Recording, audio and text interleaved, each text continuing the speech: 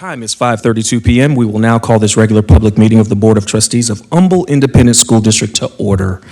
Moving to our first item of business, closed session.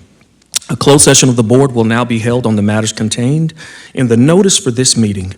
Should the board determine that any final action, final decision, or final vote be required with regard to any matter considered in such closed session, then such final action, final decision, or final vote will be made upon reconvening of this public meeting in open session. The time is 5:33 p.m.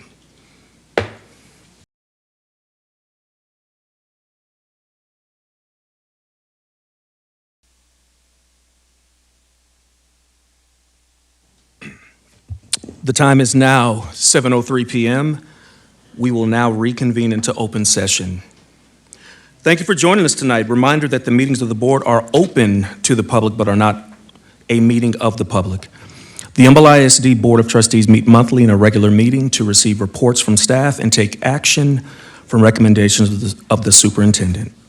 The board receives the agenda and all supporting documentation several days in advance of the regular meetings, which allows us to ask and receive answers to many of our questions in advance of the regular meeting. Therefore, lengthy discussions are not always necessary on every agenda item, but as a board, we do have the appropriate knowledge and preparation for responses regarding the content of the meeting tonight. There are students and other guests present. To maintain decorum, respectful behavior is the expectation. Disruptive behavior and/or comments will not be allowed. And with that, our first item. I would ask everyone to stand for our Pledge of Allegiance and salute to the Texas flag. The Kingwood High School Navy Junior ROTC will present the colors this evening.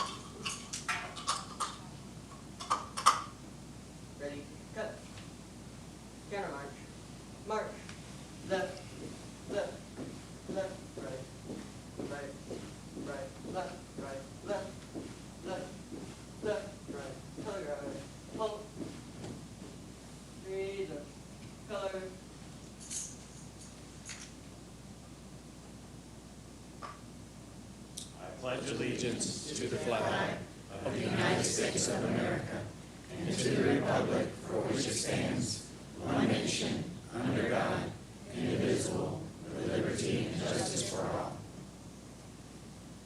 Honor the Texas flag. I pledge allegiance to thee, Texas, one state, under God, one and indivisible.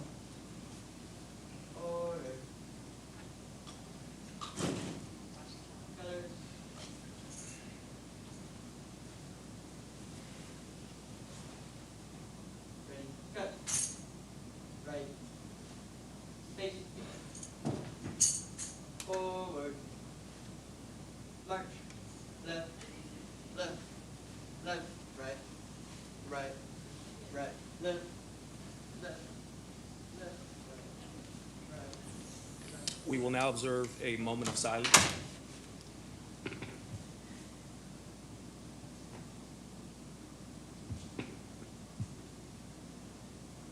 may be seated.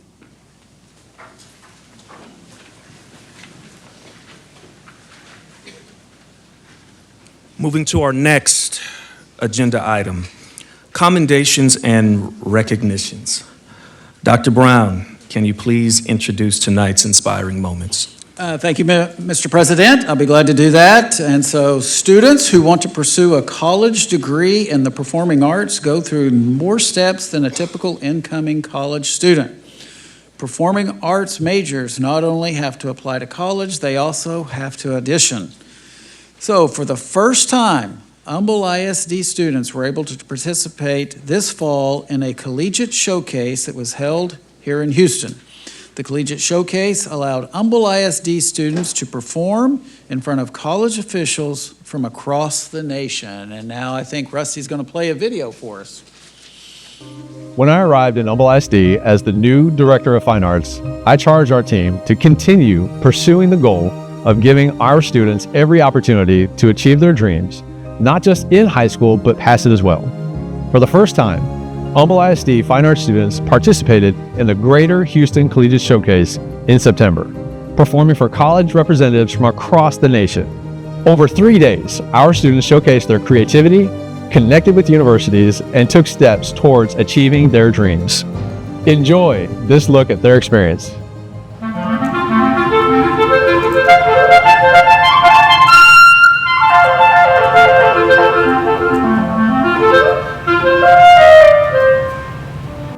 Collegiate Showcase is one of the important staples, I think, to really get the parents and the families engaged in that post-graduation thought process. This is just their first showcase in front of a college. So basically they get 4 minutes in front of a room full of colleges and universities to really get that practice and get the jitters out of the way. And so they get up there, they perform, and there's that level of nervous excitement. So they're able to calm down and say, oh, this is what it's like. I was sitting there waiting for everybody else to go, and I was watching them, and I'd have moments of where I was calm and like watching them, and then right after they finished, I would be like, oh my goodness, I'm going in 3 people or 2 people or 1 person. That gave me a bit of nerves, but whenever I got up there, I did what actors do and just got to shake it off, and then I went on. This is Cambridge, for God's sake. We are not average men here. We are the future, the leaders, the establishment. We don't sleep, we don't rest, and we don't come second. My experience was very eye-opening, and it allowed me to know what it feels like to experience something so raw and, you know, just go out there in front of other people, and I'm not used to doing that.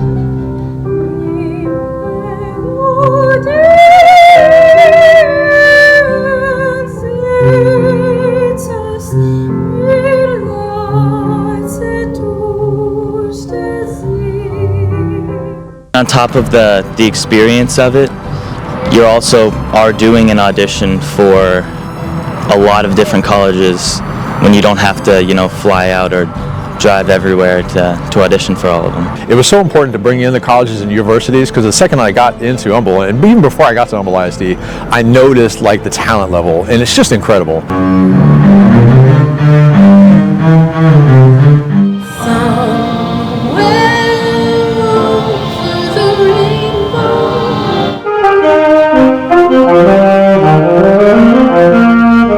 As a recruiter, auditioner, and instructor, I love seeing their work, and I love them having this opportunity because it's so nice to have like a one-stop shop for these students. It's not just the big schools, it's not just the named schools. So many other schools have opportunities and money and things for them that they're not going to know about. And without this kind of a open forum, I don't think that they would know all the options that they have. I'm really excited that universities got to hear those kids perform today, and that exposure is there for them. Like they deserve every bit of that because they're sharing not notes and not rhythms, but true internal feelings of music. We need to create more of these moments. When we have the colleges here, they need to experience that moment. The students, they need to experience these moments because we never know when that light bulb is going to click on, and so we need to be there for them when it does. It was really exciting because like I want to go to college for theater, and I'm really enjoying just the whole experience. It's fun. I'm going into music, so I'm gonna have to prepare for my college auditions, and this was a good pre-audition to get used to performing in front of these kinds of people. Very grateful to the district for allowing this to happen. This is going to be very helpful for me later and sometimes even now with all my current auditions. All of our families need to understand that Humble ISD can be that gateway to those colleges nationwide. So on one side, the colleges and universities, they need to look out for us because we're coming. And then on the other side, we have the families and the communities, and we need to say this is your resource and this is how you're going to connect. I'd like to see this grow. I'd like to see all students get involved with this. The college night is also a great way where all students can get involved. In the future, you'll see more of what you see today, but also reaching out to all the other content areas of fine arts.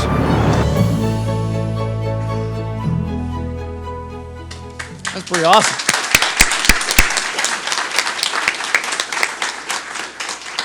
So tonight we are joined by our new Director of Fine Arts, Dr. Joe Clark, and so thank you for bringing this opportunity to our students, Dr. Clark. We really appreciate it. This is pretty amazing. All right, tonight is special as we celebrate our Secondary Teachers of the Year, and Mr. Donnie Bodron, Assistant Superintendent of Middle Schools, and Dr. Todd Hicks, Assistant Superintendent of our high schools, will now come to the podium and introduce us to these teachers. Good evening, Board of Trustees and Dr. Brown. Tonight we are very excited to recognize these amazing teachers that will be remembered for a lifetime by their students. So at this time, I'd like Dr. Brown and Mr. Holmes to come down for the presentation of the awards. From the middle schools, I'm very proud to recognize from Atascocita Middle School, Yushan Lin, Campus Teacher of the Year.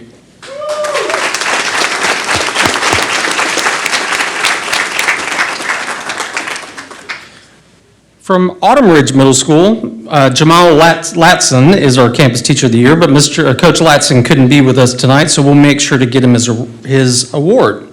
From Creekwood Middle School, Colin Cato was the Campus Teacher of the Year, but Mr. Cato couldn't be here tonight, so we will also get him his award. From Humble Middle School, Ms. Jessica Wesley.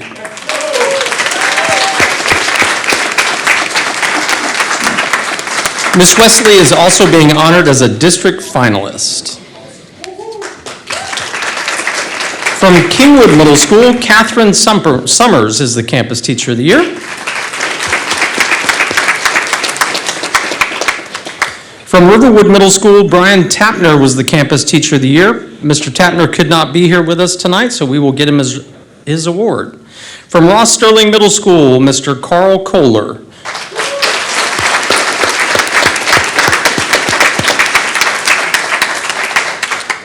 From Timberwood Middle School, Shannon O'Brien is the Campus Teacher of the Year.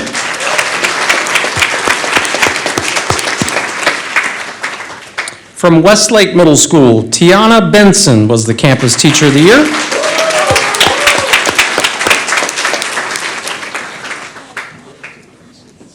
And from Wood Creek Middle School, Lakeisha Dickerson was the Campus Teacher of the Year.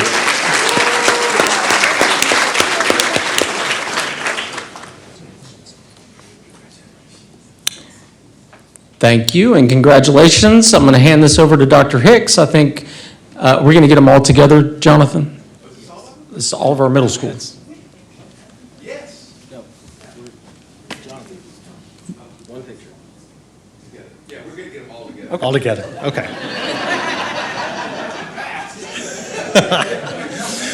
All right, we will now welcome our high school Teachers of the Year, and we're going to start out with Atascocita High School, Mr. Adam Bowling, Campus Teacher of the Year.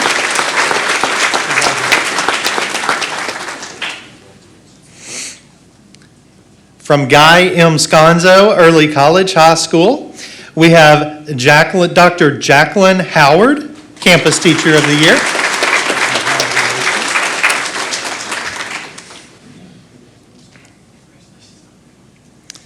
From Humble High School, we have Miss Amy Walker, Campus Teacher of the Year.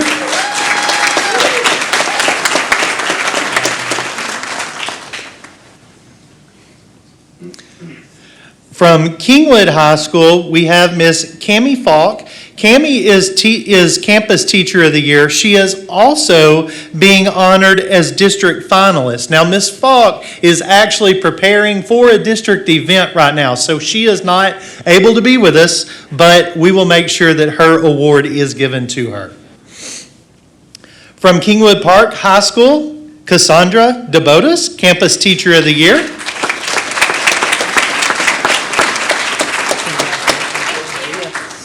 And I would also like to add that Ms. DeBotis is also being honored as the 25-26 Humble ISD Teacher of the Year, Secondary Teacher of the Year, and Region 4 Secondary Teacher of the Year finalist.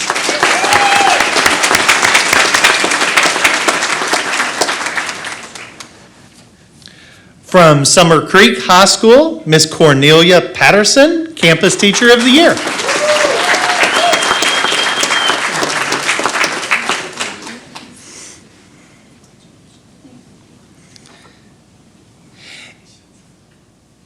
And from the Community Learning Center, Carrie Lesno, Campus Teacher of the Year.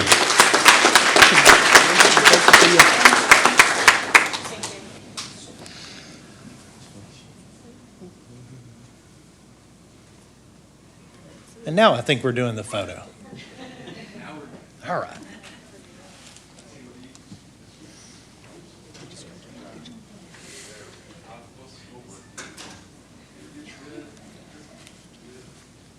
On the back row, scoot forward. On the front row, scoot back.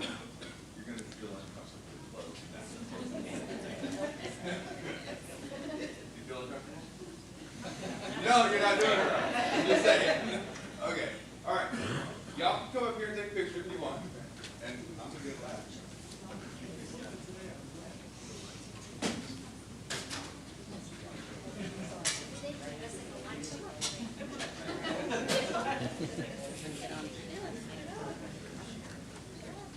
Keep smiling. Don't stop smiling. Don't look at me. Look at that one. There we go.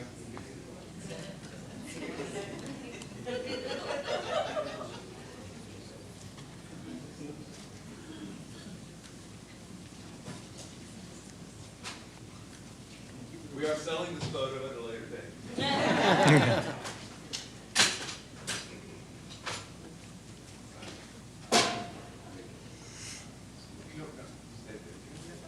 Yes. There we go, perfect. All right, on three. 1, 2, 3. Another one. 1, 2, and 1, 2. One last. Beautiful. Thank you. Congratulations.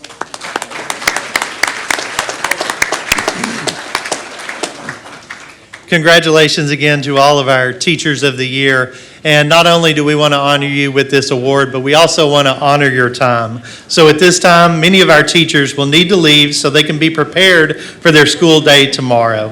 Let's give another round of applause for our extraordinary 25-26 secondary Teachers of the Year.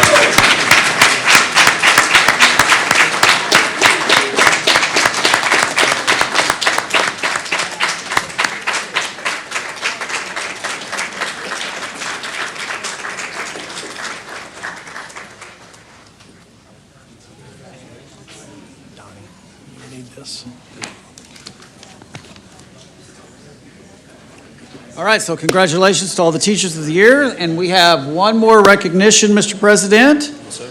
Our staff members go above and beyond, and Ms. Jerry Monbaron, Chief Community Engagement Officer, is going to introduce us to our super staffers this evening. Thank you. Humble ISD employees do go above and beyond each day to meet the needs of our students, and we want to recognize these employees for their important work in keeping Humble ISD great. Each month, campuses and departments select an individual to be honored as a super staffer. And then from this list, we select 3 honorees to receive additional recognition tonight and some goodies thanks to an award sponsor. This month's Super Staffer Awards are sponsored by the Humble ISD Education Foundation in support of the Employee Giving Campaign that is running this month of October. So join me in thanking Tracy Meath, a foundation director, on behalf of the entire Education Foundation Board, as she comes up here for sponsoring this month's awards.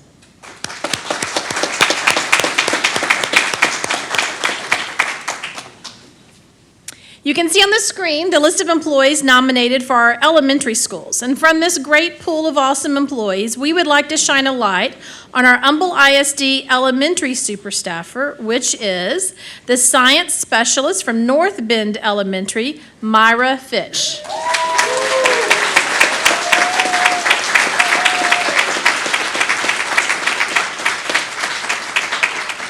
Ms. Morris, her principal, is also here, and you can come up here if you'd like. I think Ms. Fitch also gets the award for having the largest fans to join her this tonight in celebration, so thank you for all of you joining here. Okay, Ms. Fitch, our campus science specialist, brings energy, expertise, and a passion for learning in everything that she does. She collaborates with teachers to provide engaging hands-on science experiences and ensures classrooms are well-equipped for investigations. Each week, she leads rigorous inquiry-based lessons for 3rd through 5th graders that inspire curiosity and critical thinking. Beyond science, she supports the entire school community with dedication and teamwork. Mrs. Fitch's creativity and commitment to student success make her a true super staffer. Congratulations, Ms. Fitch.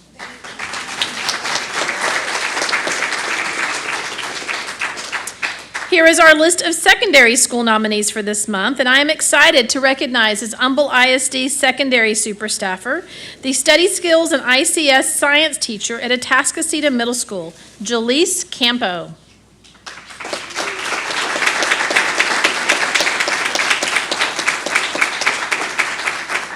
Mr. Malone, the principal, is also here. Come on up, Mr. Malone. So Ms. Campo is a true person of action whose efforts consistently speak louder than words, always doing whatever it takes to help AMS go over and beyond. She takes initiative by coordinating and leading the campus PBIS program for staff and organizing PBIS reward days for students. She serves as the lead for the Trafficking Awareness Club, the Student Personal Care Drive, and recently requested to pick up the baton and began organizing Black History Month activities. Most impressively, Ms. Campo helped design and implement AMS's Study Skills Pilot Program 3 years ago, a course that continues to show remarkable and data-driven success. In fact, data from the last 2 years reveal that nearly 87% of students who completed her class go on to pass all their courses in subsequent semesters, a testament to her impact on student growth and success. Congratulations, Ms. Campo. And now we have our list of nominees from departments and locations other than campuses. All of these individuals are rock star employees, but tonight we are given a special spotlight as the Humble ISD Support Super Staffer to Lupe Guajardo.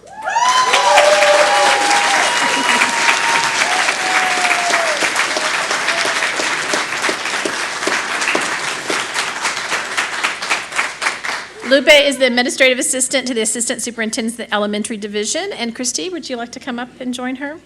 So Lupe exemplifies the dedication, professionalism, and teamwork that define a super staffer. She consistently goes above and beyond to support the mission and goals of Humble ISD. She serves as the central hub of communication and organization within her office, ensuring that staff, campuses, and community members have the information and resources they need. Her positive attitude, reliability, and commitment to excellence create a supportive and efficient work environment. Her unwavering service and genuine care for others makes her an outstanding representative of what it means to be a super staffer. Congratulations, Lupe. Okay,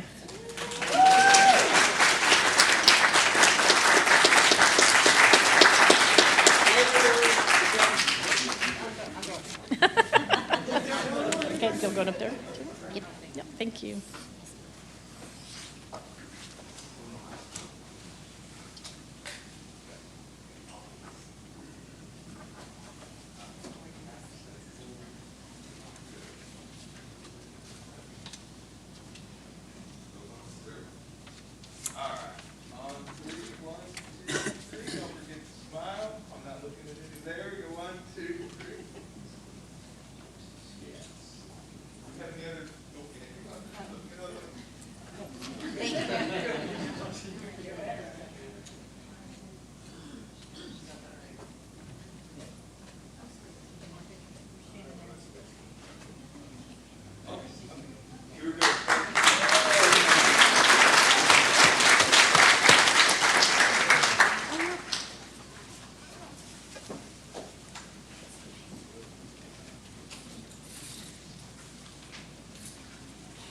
All right, Mr. President, that concludes tonight's recognitions.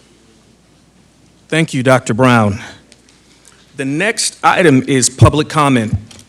The board encourages comments from citizens of the district or from district employees. Anyone wishing to speak, either as an individual or as a representative of a group, may do so following the procedure outlined on the agenda. The board asks that comments pertain to public education issues and be no longer than 3 minutes. Remember that the board may not discuss or act upon any issues that are not posted on our agenda for tonight's meeting. If an issue mentioned is listed on tonight's agenda, the board will defer discussion until the appropriate time during the meeting. In addition, the board has adopted complaint policies that are designed to secure, at the lowest administrative level, a prompt and equitable resolution of complaints and concerns. Complaints brought by students or their parents, by employees, and by citizens may be heard in accordance with board policies. Each of these processes provides that if a resolution cannot be achieved administratively, the person may appeal the administrative decision to the board as a properly posted agenda item. Copies of our district policies on public participation in meetings and filing complaints are available on the Humble ISD website. Mrs. Matherly and Mr. Ward, can you please approach our podium? Yes. Is it all right if I'm a gentleman? I would love if we could let the Mrs. Matherly speak first. Would that be okay, sir? Mr. Ward?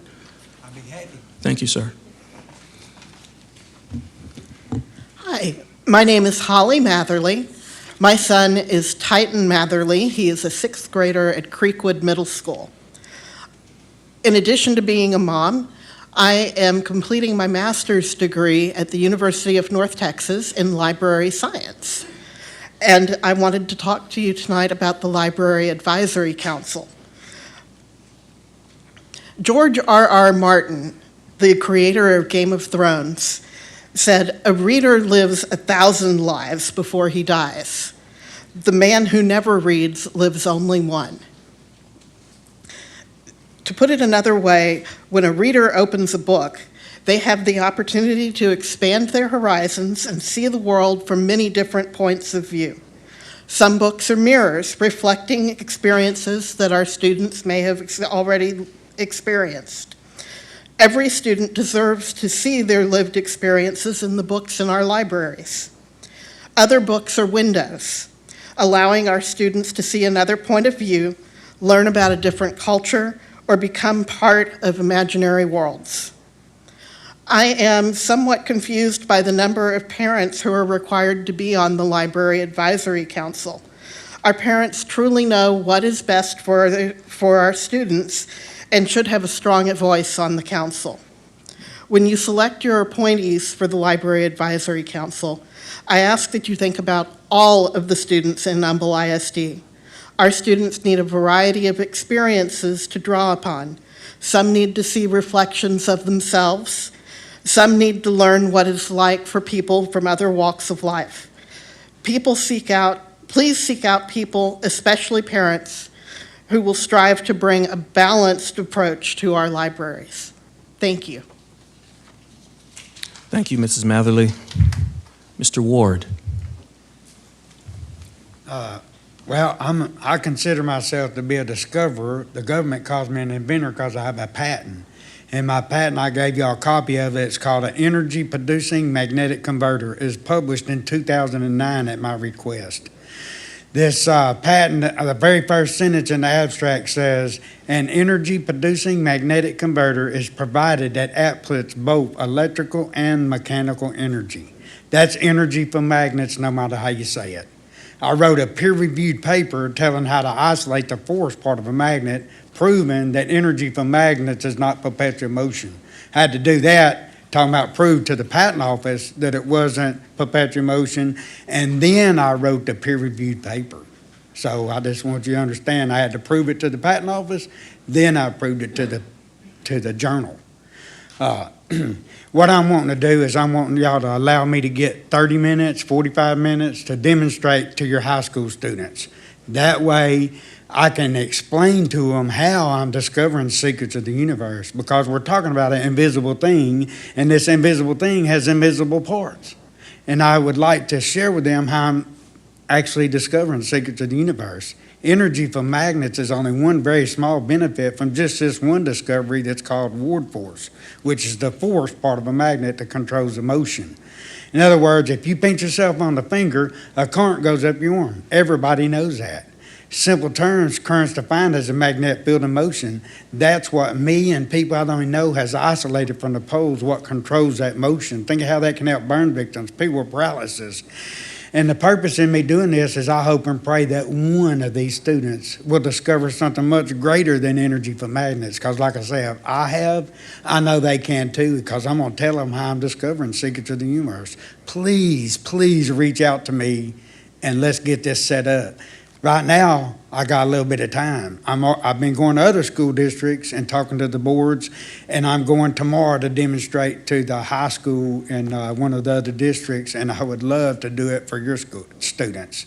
Thank you, and have a blessed night. Thank you, Mr. Ward.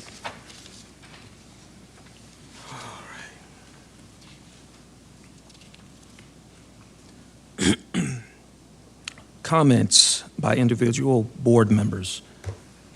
We will begin with Mrs. Shaw. Dr. Clark, thank you for bringing this program to Humble ISD. I think this is just the start and the beginning of what's to come. So very excited about that. It was great. Also, just love seeing all of our teachers get commended. This is at the core of what we do. This is why we're here, is to educate our kids and to always commend our teachers and to support them in the way that we need to. So appreciate that. Thank you for all the public comment. Reading is very important. It's important. It's the thing that opens the door for all of these kids. And I think we are very, very careful on how we're doing this. We haven't jumped right into a plan, and we're taking our time and making sure that this is done right. So. Mr. Scarvo. Thank you, Mr. President.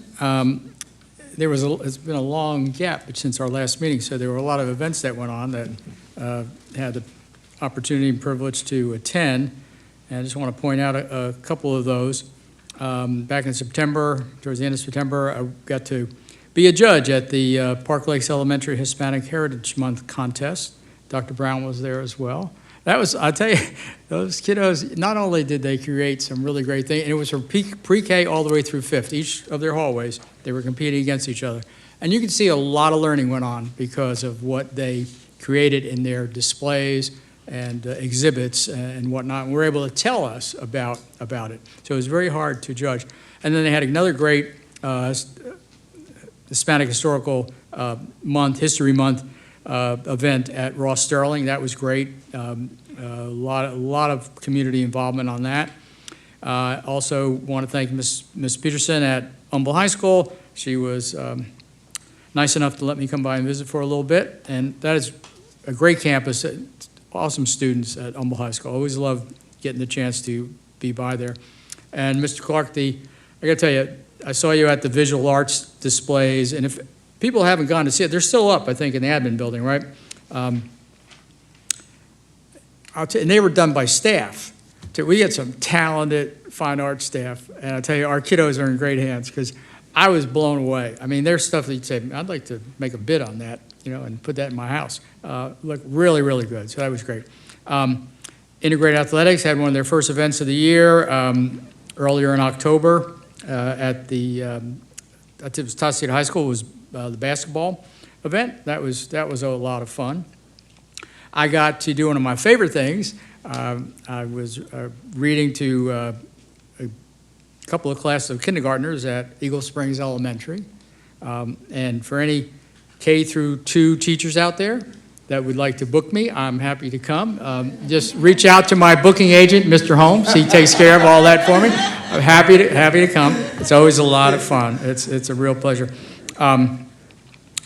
And I also want to shout out to Miss Marilyn Mann for another successful college night. That's I think one of our best community events. I mean, there were probably over 2,500 people that came through, their students and parents. And you talk to the recruiters who come, the college recruiters, and they tell you, like, this is one of our best ones because you guys really turn out the people. So they get a lot of foot traffic. So that was great. So I know it puts a lot of work into that. I was there helping and volunteering, and it was fun. It was another great night. And again, I think I got everything. And just congratulations to all they're already gone, which they should be, our secondary teachers of the year. Great job to all of them, just like with our elementary. It's always great to recognize our great staff. So, Mr. Holmes, thank you very much. Mr. Grabowski. Thank you, Mr. President. It's like Mr. Scarfo said, it's been a while, so there's a few things to say. Dr. Clark, thank you again for being here. And sitting by your right side there, Ms. Williams, congratulations on your promotion, too. I live with a teacher, and to the teachers of the year, recognition by your peers to the very best. I'm not sure there's a better award. When you get told by the ones that you're competing with that you're the best, it's just quite an accomplishment. I just don't. And Chief Cook, thank you for the shirt from your department that we get to proudly wear, all your men and women in uniform. So thank you kindly for sharing that with us. And Miss Sabrina Carr, are you out there? I just want to say thank you for being here. You're about to give your presentation. It's a Tuesday night. You could be a lot of places, but you care enough about our community to come here to do this. So thank you, ma'am, ahead of time. And the military guy in me, I want to talk about our junior ROTC that was here tonight as they marched in, marched out from Kingwood Navy. Junior ROTC on right rifle was Cadet Kennedy Albertson. Holding the American flag was Cadet Rex Hansen. The Texas flag was Cadet Cooper Steinke. And on left rifle was Cadet Malachi Musami. So thank you to the four of them, led by their cadre, Chief Terry Lee and Lieutenant Alina Fuller. So thank you to the Navy Junior ROTC there at Kingwood High School. And one last point, staying with the military on Saturday, 10 o'clock, Atascocita High School, workout with a vet.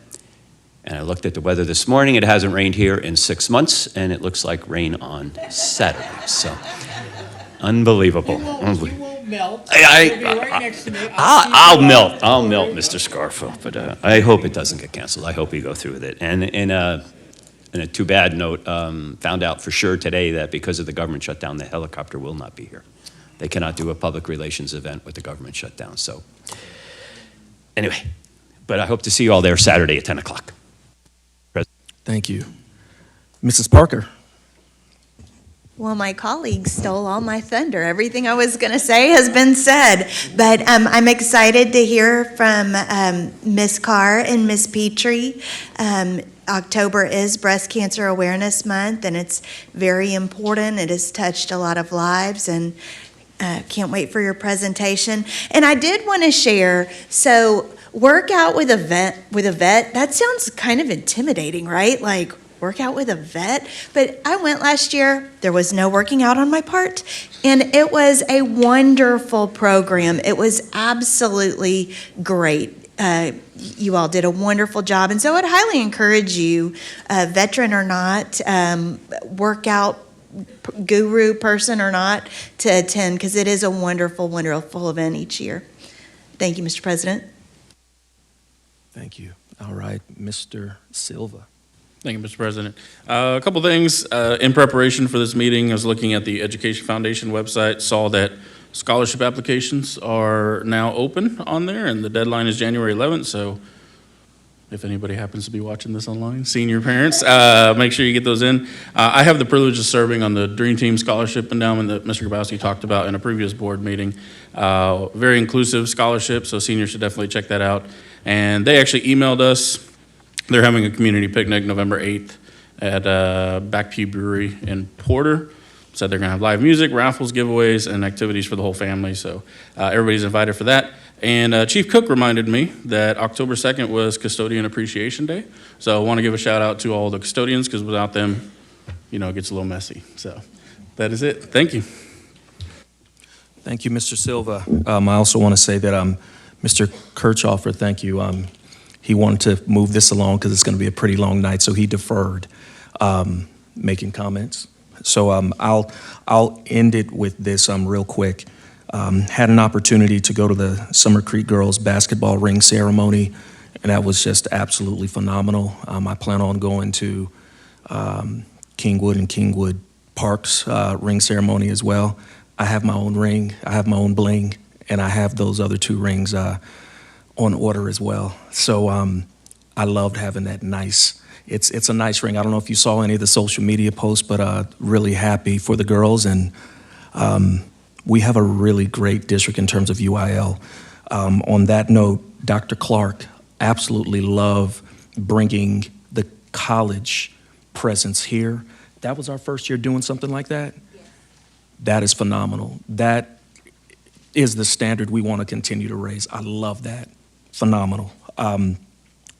Also, a lot of activity the last week or two, and I won't go through it all, but Jack Fields Elementary had their Manners Banquet. They're really doing some good things over there. Had the pleasure of attending that. Also, Mr. Phipps and his team were the hosts for the Directors of Special Education Conference for the state of Texas. Me and Dr. Brown attended that this past Thursday, I believe, and they set the bar. They set the bar.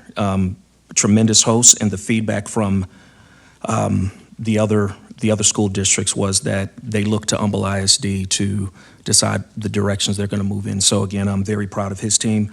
And then lastly, the College Fair Day. Dr. Lee, correct me if I'm wrong, is that was the counselors that led that, correct? Or who was that, the counseling team? Who the committee? Thank you to the entire team. Thank you for the clarity. I didn't know, that's why I'm asking. This team, thank you. Outstanding job. Heard the feedback from the parents, phenomenal again. So again, you guys keep raising the bar. So again, thank you. That's all I have. That is all I have. Our next item is comments by the administration. Dr. Brown. Yes, thank you, Mr. President. Just a couple of things. You're right, the Summer Creek Girls ceremony was incredible. Those rings are amazing. Nice. I didn't realize they were, they're incredible. Yes, they are. And then a shout out to Chief and his team for the National Night Out. A phenomenal event and well attended, and families everywhere and vendors, and it was just a fun night. And so Chief, thank you so much for that. And then pleasure to announce that our Atascocita High School Band and Kingwood High Band have advanced to the UIL State Military Marching Band Championships. And so they're headed off to Waco, October the 28th. So we wish them all the best. And then I'll conclude with this. We are proud to share that Natalie Harris, art teacher at River Pines Elementary School, has been selected as the Texas Art Education Association 2025 Elementary Art Educator of the Year, and that's out of the whole state. So every elementary art teacher. That's great. We got the Teacher of the Year right here in Humble ISD, so. We had All right. I was going to say, we had some this morning, cross-country, right? We have how many going to state? Atascocita, Summer Creek. Summer Creek boys team, we had Kingwood girls team, we had an individual Atascocita regional champion. Yes. And then Kingwood top 10 boy, Kingwood top 10 girl, and a Summer Creek top 10 boy. So Yeah. lots of representation. It was amazing because I was there this morning, and it was amazing to hear Humble ISD, Humble ISD, Humble ISD. It was just constant. So very well represented. Yeah, that's great. That's great news. Congratulations. Outstanding. Thank you. Good. All right.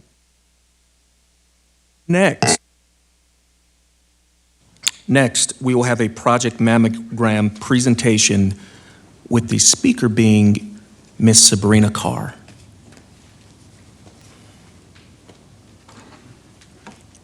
Good evening. Thank you for having us. I want to say thank you to the board and thank you for Dr. Brown. My name is Sabrina Carr. I'm the co-chair of the In the Pink Northeast Luncheon this year. This is Amanda Petrie. She's here with me. She's going to be my Vanna and pass out some materials for everyone. And we just wanted to tell you a little bit about our program in case you aren't aware of it. We always talk about our why when we talk about Project Mammogram, and my why is me. I'm a 5-year breast cancer survivor. My breast cancer was found in a screening mammogram, very tiny, and it would not have been found by me. So I was very fortunate that I went in for a screening mammogram, my cancer was found, my treatment was very simple, and what we want to be able to do is offer that to everybody. We want everyone to have a screening mammogram, go in, and hopefully they're just getting a peace of mind, but if not, their treatment can be as simple as possible. Amanda's why is her family. She has a lot of breast cancer in her family. Her and her mother have not had breast cancer, but I think it's 4 aunts. Four of her aunts have had breast cancer, and her grandmother. So tonight we're going to learn a little bit more about Project Mammogram, breast cancer statistics, and breast health education, early detection of breast cancer tools through our education partner, Know Your Lemons. She's passing out some information for you. We partner with Know Your Lemons. It's just a nice way to talk about breasts without talking about breasts. So we talk about our lemons. Project Mammogram was founded in 2001 with an initial donation from the Kingwood Women's Club. The ongoing program of the Northeast Hospital Foundation has served over 12,000 Lake Houston residents since inception, providing an average of 800 procedures per year with an average of 4 to 12 cancers detected per year. So you can see we don't treat that many cancers, but we give 800 people peace of mind, and that's really huge. We want to make sure that all of the women in our community are being able to have those mammograms to walk out of there and know that they're good for another year. Project Mammogram exists to decrease the incident of late-stage breast cancer diagnosis through outreach, education, preventative diagnostic screenings, and other breast services. Project Mammogram serves women and men who lack the access and funds available to be properly screened for breast cancer, saving the lives of many and giving peace of mind to many more. So we offer mammograms to anyone who is uninsured or underinsured. So anyone who is under the age of 40 that may need a mammogram is probably not going to be able to have that covered by their health insurance. We would consider those people to be underinsured. We would offer them services through us. So I know a lot of teachers that have had breast cancer that have been under the age of 40. We're just finding more and more people are being diagnosed at younger ages. And so we just want to make sure that everybody in the district knows this is available to all of our parents, our community, teachers, teachers' aides, people who are part-time employees that may not have health insurance. This is something that we are here. We're right at Northeast Hospital on 59. We are a 26 zip code service area, so fully encompassed in this area, and we're here to provide these services to you. So we partner with Northeast Hospital, that's where our Project Mammogram coordinator is located. And then if for some reason we do detect a cancer, we send our patients to the Rose, and we finance that, but all of the treatment is handled through them. So this is our service area. It's very large. In 2024, we had 452 clinical exams, and you can see all the things that we handled. So 34 biopsies at the Rose, and 8 cancers were diagnosed and navigated into treatment. So breast cancer disparities. 47% of women put off or postponed preventative services due to costs, and 49% of uninsured women delayed or went without care due to cost. And what we find is that the majority of the women that come to us, when they do have breast cancer, their treatment options are not as simple. They're not as easy because they likely are at a stage 2 or stage 3 because they have postponed it. They've waited. They felt a lump, but they didn't have insurance. They didn't have anywhere to turn, and it took them a while to get to us. And so we're trying to prevent that. We want them to come to us right away. We want to make sure that everybody knows that we are out here and waiting. So we have a couple of community mammogram, we have a community mammogram day coming up. We had one in September. We have one November 15th. And we service both populations on this day. So if you have health insurance, it's a great day for you to come. If you are a teacher, if you have a 9 to 5 Monday through Friday job, you can come on a Saturday and you can schedule your appointment between 8 a.m. and 3 p.m. Memorial Hermann does all the scheduling. You put your insurance information in there, but it is a party. We have a cowbell, we have treats, we have cheerleaders ready to cheer you on. Like, it is fun. But if you do not have insurance, it's also a day for you to come and receive the same exact treatment. So you scan that QR code, and that's going to get you to an interest survey with our Project Mammogram coordinator, and she's going to do your intake. So we have both populations are going to be served the same day, and it is just a great time to come in and have a community around you. How many here are breast cancer survivors? Do we have anybody in the room that's a breast cancer survivor? Okay, well, me. Oh, back there. Oh, there I see in the booth. Okay. We're a party of 2. So 1 in 8 women in the United States will be diagnosed with invasive breast cancer in her lifetime. So if you look around this room, 1 in 8, it's a lot more than just the 2 of us. 1 in 8 women in the United States will be diagnosed with breast cancer in her lifetime. In 2025, an estimated 316,950 women will be diagnosed with invasive breast cancer. 59,080 will be diagnosed with non-invasive breast cancer, and 2,800 men will be diagnosed with breast cancer. But there is hope. When caught at its earliest localized stages, the 5-year relative survival rate is 99%. Advances in early detection and treatment methods have significantly increased breast cancer survival rates in recent years, and there are currently over 4 million breast cancer survivors in the United States. So what can you do to catch breast cancer at its earliest stage? Put yourself on your own to-do list, make yourself a priority, prioritize your health, perform a monthly self-breast exam, schedule your annual screening mammogram, and know your risk factors. Be your own advocate and advocate for the women in your life. And thank you. So we do education sessions. We're happy to come out to schools, PTAs. I'm going to speak at the Council of PTAs on Friday. We're more than welcome, we're more than happy to come out and speak to any groups, any schools, any PTAs. You know, we're here. We want to just tell everybody that we're out here and we're here for you. So thank you very much for having us. That's it. Thank you, Ms. Carr.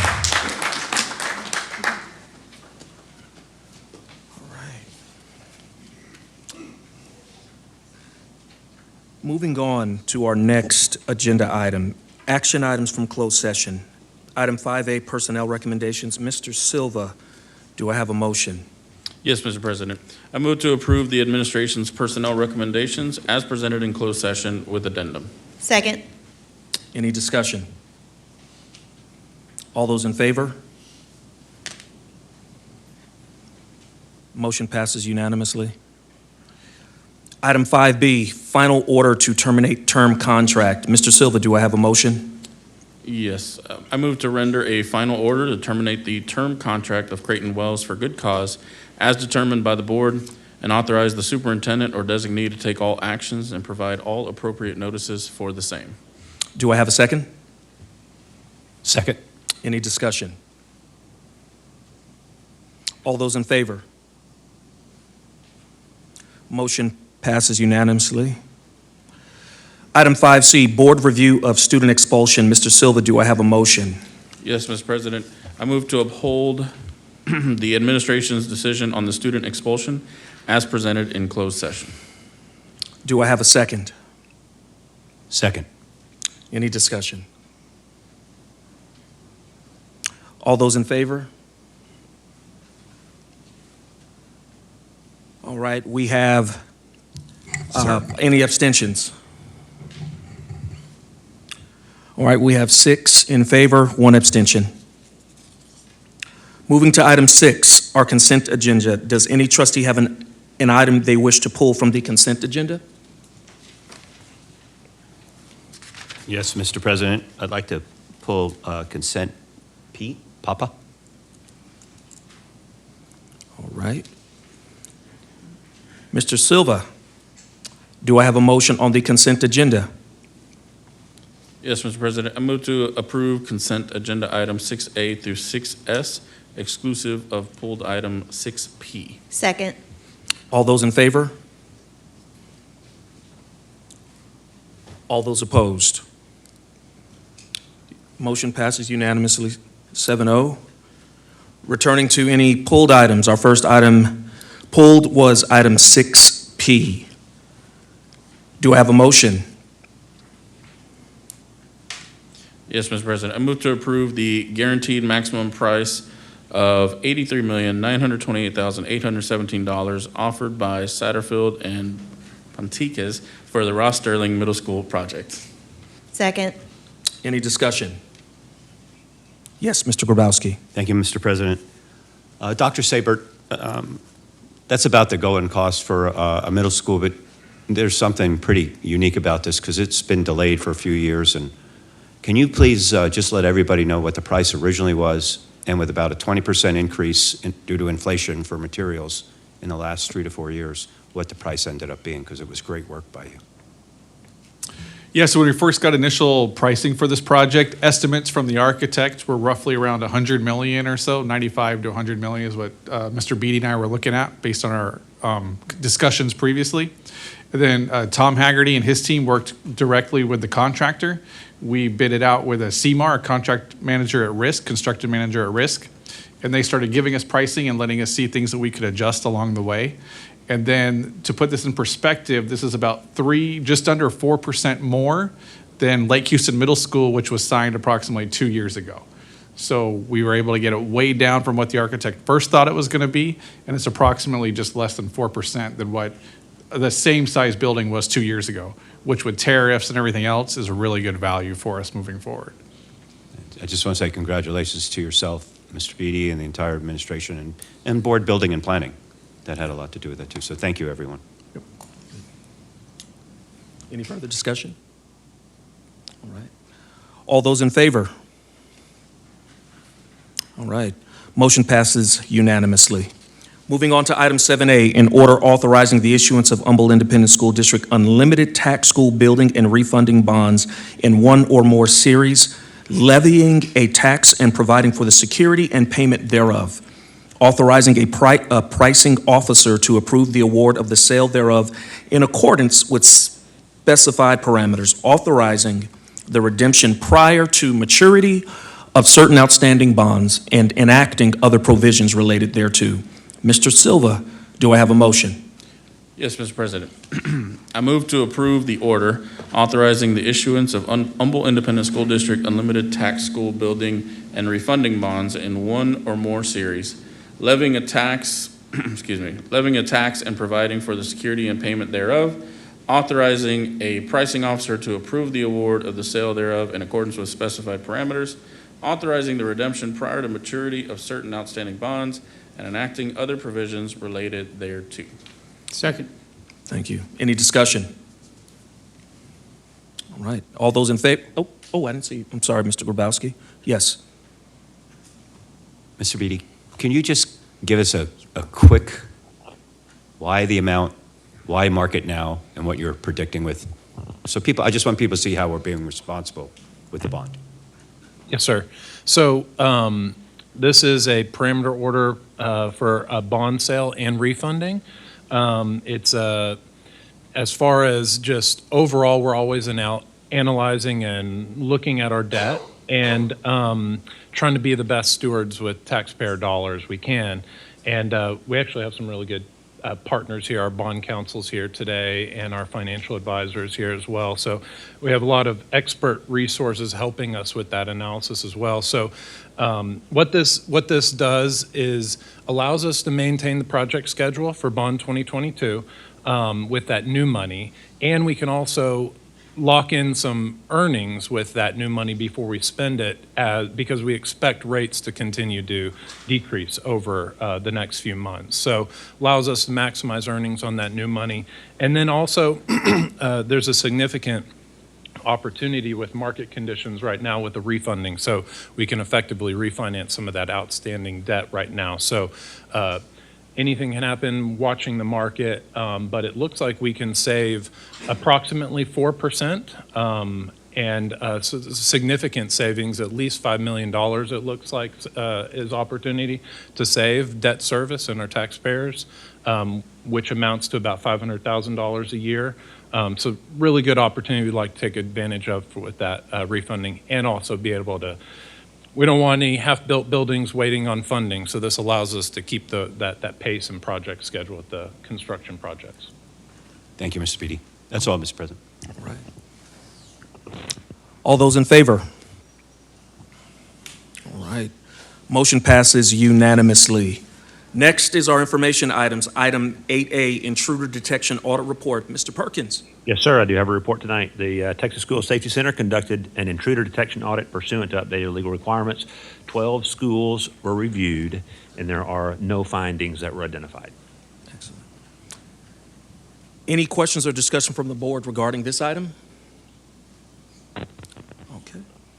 All right, moving on to item 8B, CCMR presentation. Dr. Melissa Lee, you have a presentation to share.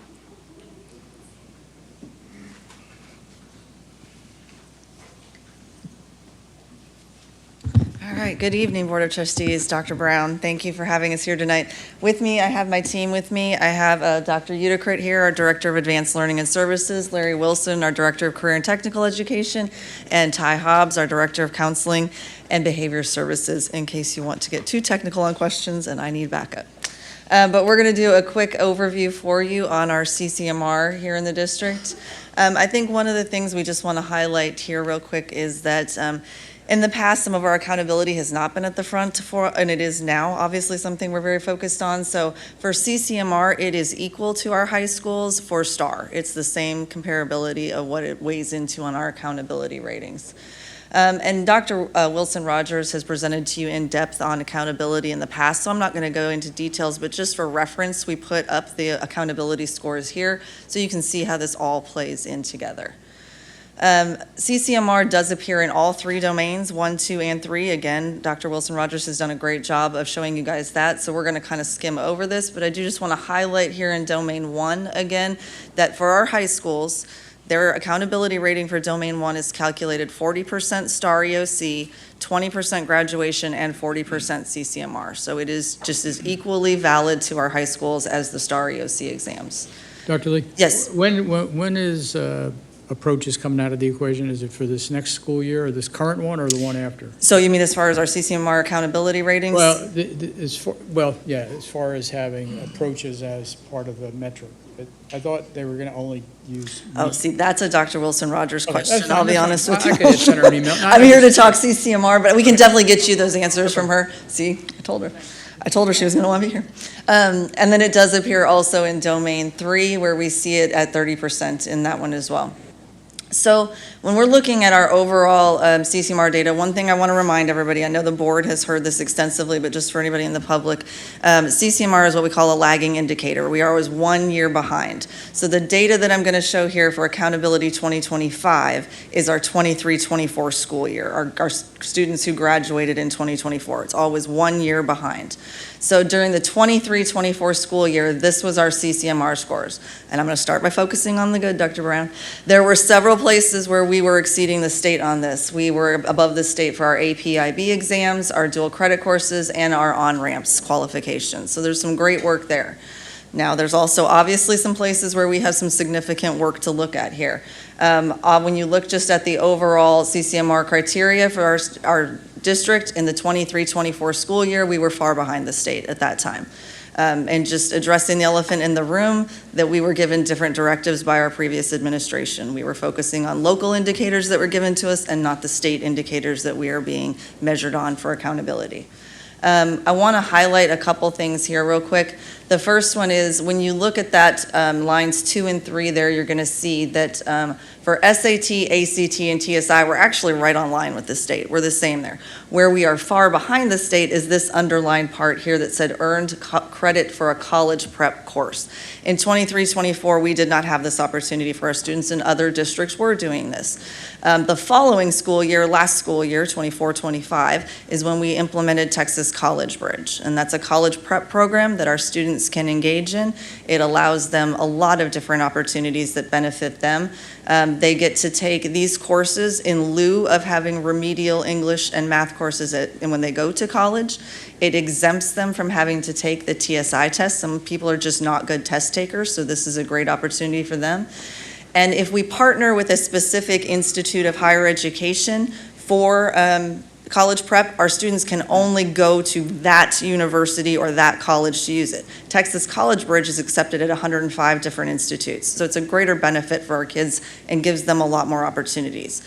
So what you don't see in that number, because it wasn't shown yet, is all the students that we did have going through Texas College Bridge last year that will show on our 2026 accountability this year when that comes out. So that's another instance of where former Correct. We were given different directives on superintendent didn't you weren't focused on these things. Correct. You weren't allowed to do them, so you were really hamstrung. You were working at a great disadvantage. The district was. We are definitely trying to catch up to what other districts have been doing for years ahead of us. And we're not even going to see it all happen for this current school year when we get the results. It'll be. Well, we'll see what we next. We'll did see last year. some, Yeah, right. we'll see what we did last year, this year for That's the amazing thing, 2026. that it's going to be a lag. So, yeah, Correct. just so people are aware. So We that do- we- really was detrimental to us, wasn't it? It is definitely us playing catch-up with a lot of other districts. They were far ahead of us on this one, correct. But we do anticipate in 2026 with what we did last year's students that you will see that number jumping quite a bit. I put this up here just for reference. I'm not going to read all these to you, but it's here for the public to see too. These are all the different ways that our students can earn a CCMR indicator. And basically the cheat sheet of understanding how to read this is they have to complete one full line somewhere. So I can get my SAT score in ELA and my ACT score in math, but I've completed a line, I get a check mark. Or I can just get a 3 or more on an AP exam and I get my check mark. The students just have to complete one full line somewhere on this for our current accountability system for CCMR. So these are our college readiness indicators and our career and military indicators, which we're going to talk a little bit more about in detail on this one real quick here. I do want to point out here, if we went back to the other slide, you'll see the state as a whole is very low on military readiness. Prior to this, the only way for us to earn that was to actually get the students to physically give us a copy of their DD4 enlistment form, and that's obviously very hard for us to accomplish. Moving forward into this school year, we're going to be able to get that military enlistment data directly from the government, so hopefully those numbers will be far more accurate. Yes, Mr. Goreski. Dr. Lee, I was with Mrs. Scarfo and Mrs. Shaw. We were at ISO training about a month ago, and they said that now that if the students pass the ASVAB, the Armed Services Vocational Aptitude Battery, for those that don't know the acronym, that also is a CCMR marker. It's coming, yes, that's coming. It's not currently a marker this year for us, but it is coming in the new legislation that they have coming out. So that will be something we'll be adding in the future. Because there was some confusion that if they're going to go to a college or a military school, they can still take that test Yes. now and get that marker. Yeah, it's coming in the very near future for us, absolutely. Okay, so I want to focus a little bit on the career readiness because as Mr. Wilson, who is the expert back here, will tell you, this is a very complicated one. On every other thing you just saw, they take a TSI exam, they get a passing score. They take the SAT, they get a passing score. It's very simple. For career readiness, the students have to do all of these bullets in order to earn that one check mark to get a CTE career CCMR readiness. They have to earn 4 or more credits in 3 or more CT classes that are in an aligned program of study, and one of those CT courses has to be an upper level 3 or 4 course, and then also take and pass and earn an aligned IBC within that. I just want to make sure we highlight that because not everybody realizes that it's very complicated for our students, and it's going to tie into some of the things that we put in place in a minute here that we're going to talk about the why if we've had to change some of our practices in the past. Give an example of a line, so people know of an aligned class, because that was a question asked, and I appreciate the answers I got back, but just so people know what the heck we're talking about. So spring of '25, we had cluster meetings, so we had all the ag teachers meet, all the business teachers meet, and they met with their coordinators to determine which IBCs they want to offer in what class. So we have, I don't know the exact number of IBCs that we're offering, but right now we have 6,300 students sitting in an aligned IBC course. So to give you a comparison, I think we had 1,500 kids pass an IBC or earn an IBC last year. Right now we have 6,300 enrolled in an aligned IBC course. So basically what that's saying is in that course, between August and May of this school year, they will have the opportunity to take an IBC. And if it's a district paid IBC, the teacher is expected to give that, required to provide that IBC. And the campus administrators have been trained on this. They've been working with the CTE teachers since August. They have a tracker. We're following up with those teachers and principal and CTE administrators as well. I didn't know, the numbers are impressive, but like using this example, can you let us, or let people So, understand, for instance, what would be an aligned class to go with that? So Vet Med, there's a Vet Med certification in there. In entrepreneurship, there's it's called ISD, Entrepreneurship and Small Business certification. In So for instance, in health science, I'm sorry, I'm just looking at this example. For health science, we have CNA. So if you're in a CNA program, you have to take the CNA exam. If you are in the real estate program, it is expected that you take the real estate exam in the real estate class. If you are in if you're in BIM, it's expected that you take the Microsoft, I think it's Word or Excel certification in that class between August and May. Yeah. Okay, so these are some of the things that we did last year, the 24-25 school year, that you won't see the results until 2026 at the end of this year for accountability. But one of the things we previously had only offered the TSI test on Saturdays, we implemented that into the school testing day, so they take it during the school testing day as of last year. Texas College Bridge, I spoke about briefly. As Mr. Wilson referenced, we started to standardize IBCs last year. This year, they are now required within select courses. We added Spanish 1 and 2 to our dual credit summer academy, as well as a designated dual credit summer academy counselor to help those students over the summer. And then again, we talked about the military enlistment. Some of the things you're going to see this year that we've added to it is we've added two district dual credit CCMR specialists. We've added additional courses in the catalog there. I won't read all those to you, but you can see some of the ones that we've added in there to expand on our CTE pathways. Because one of the things that I said earlier was they have to do all those ands to earn the CTE CCMR. So it's critical for us that the kids stay in their pathway once they make a choice. If I decide my junior year to completely change pathways from medical to welding, there's no chance I can earn all of those courses. There just isn't enough time for me in high school. Now that being said, if the student has earned a CCMR indicator somewhere else, then we have a little more flexibility there. But if that's their only pathway towards CCMR, we are expecting that they're staying in that pathway so that they can complete all those steps that are required, which often take 3 to 4 years for them to do in high school. And a couple other things that I've added there too. I think the big one here that I want to hit on the end is we've not previously to this year ever had a CCMR tracker. We've had no way for our campuses to track this, no way for them to really look at it individually with students. So over the summer, we started partnering with School Links, which is going to be our current CCMR platform, so that campuses and the district will have ways to track our CCMR progress all the way down to each individual student. And again, it's also going to be where the students will do their course planning, and we can see then, it won't stop them from trying to select out of their pathway, but it will flag it, so the counselors will be aware that they tried to switch from medical to welding, and we can go have a conversation about how that's not going to be a great idea for them. And here are some... Dr. Lee, Yes, one quick go ahead. question on that previous slide. So School Links, when will we be able to see that in our forthcoming I actually have some dashboard? screenshots for you in here today, and then the campuses, we actually had the high school principals and associates this morning. They were in there and got to see the updates of where we're at, which, give me just 2 slides, I'll get to that and show you in a minute here as well.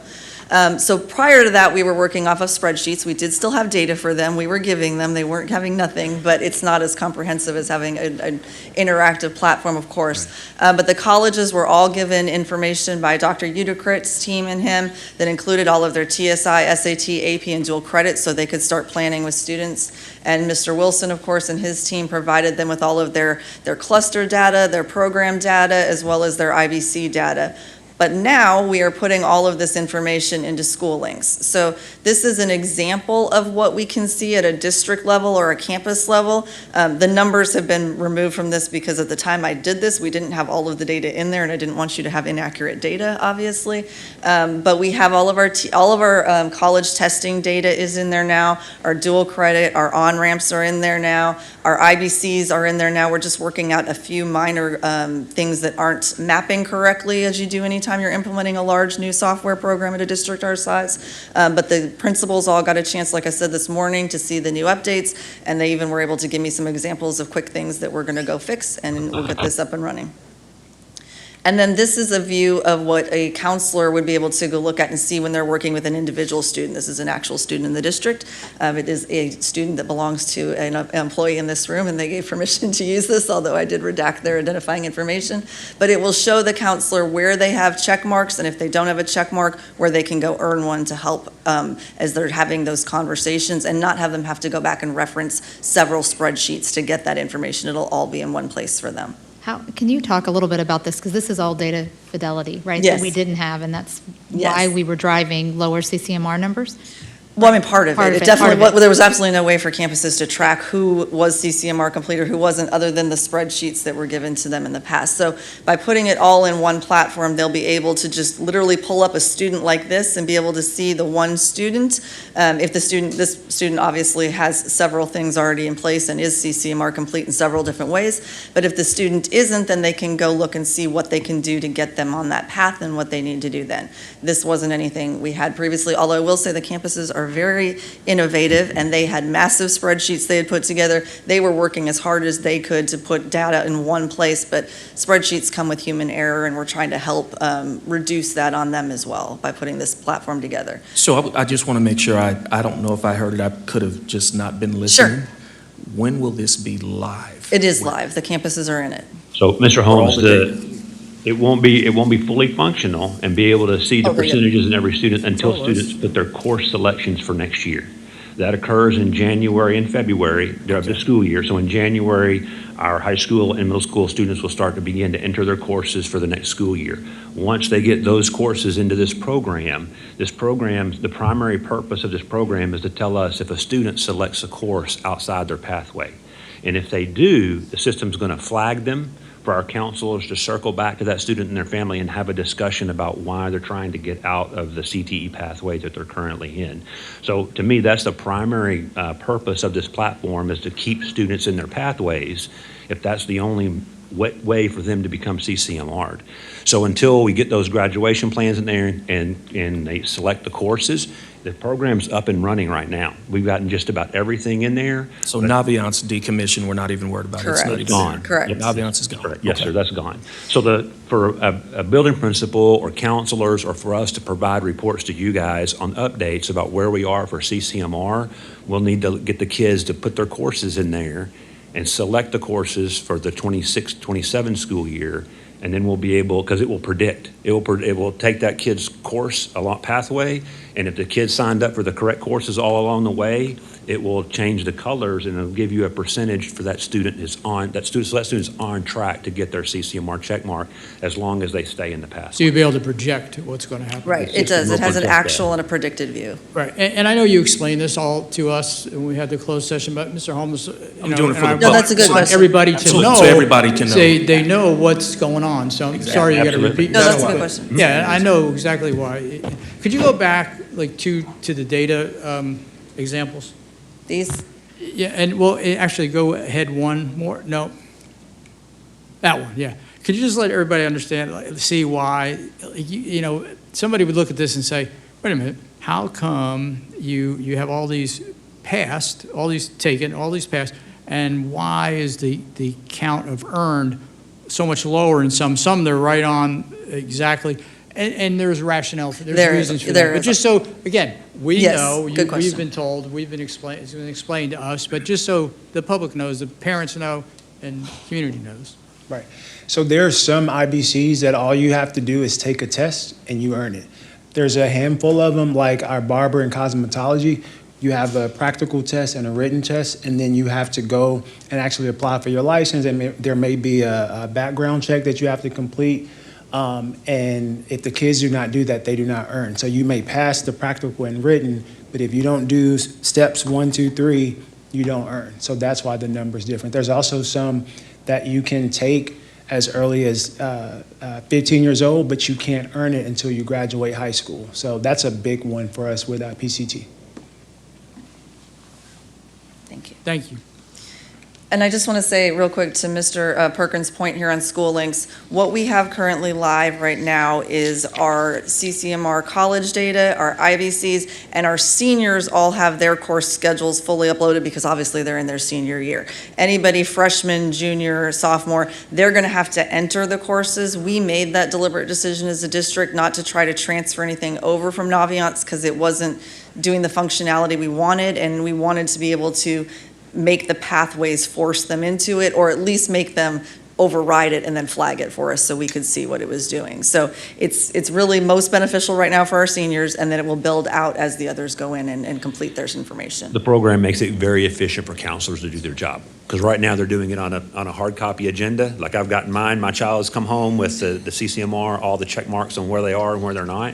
This process will allow counselors to very efficiently have conversations with kids very quickly and provide them their options to say whether they're on track to get their CCMR check mark or what they need to do to get there. And the reason it's so efficient is because Ms. Hobbs has done nothing for the last 5 months except put these courses in meticulously. Let's make sure the credit is there. All right, thank you. And I do want to just point out a couple things here. CCMR is not, it does not sit still with the state. They are continually reviewing and changing CCMR. They call it a refresh. They refresh it every 5 years. So there are a couple changes coming next year that not only us, but the entire state is going to be looking at. They are switching next year to only allowing us to use TEA-approved college prep courses. And currently there are only 5 in the entire state, and only for ELA there are 0 for math. So everybody's kind of trying to work through that with this state not giving us any more answers to that quite yet.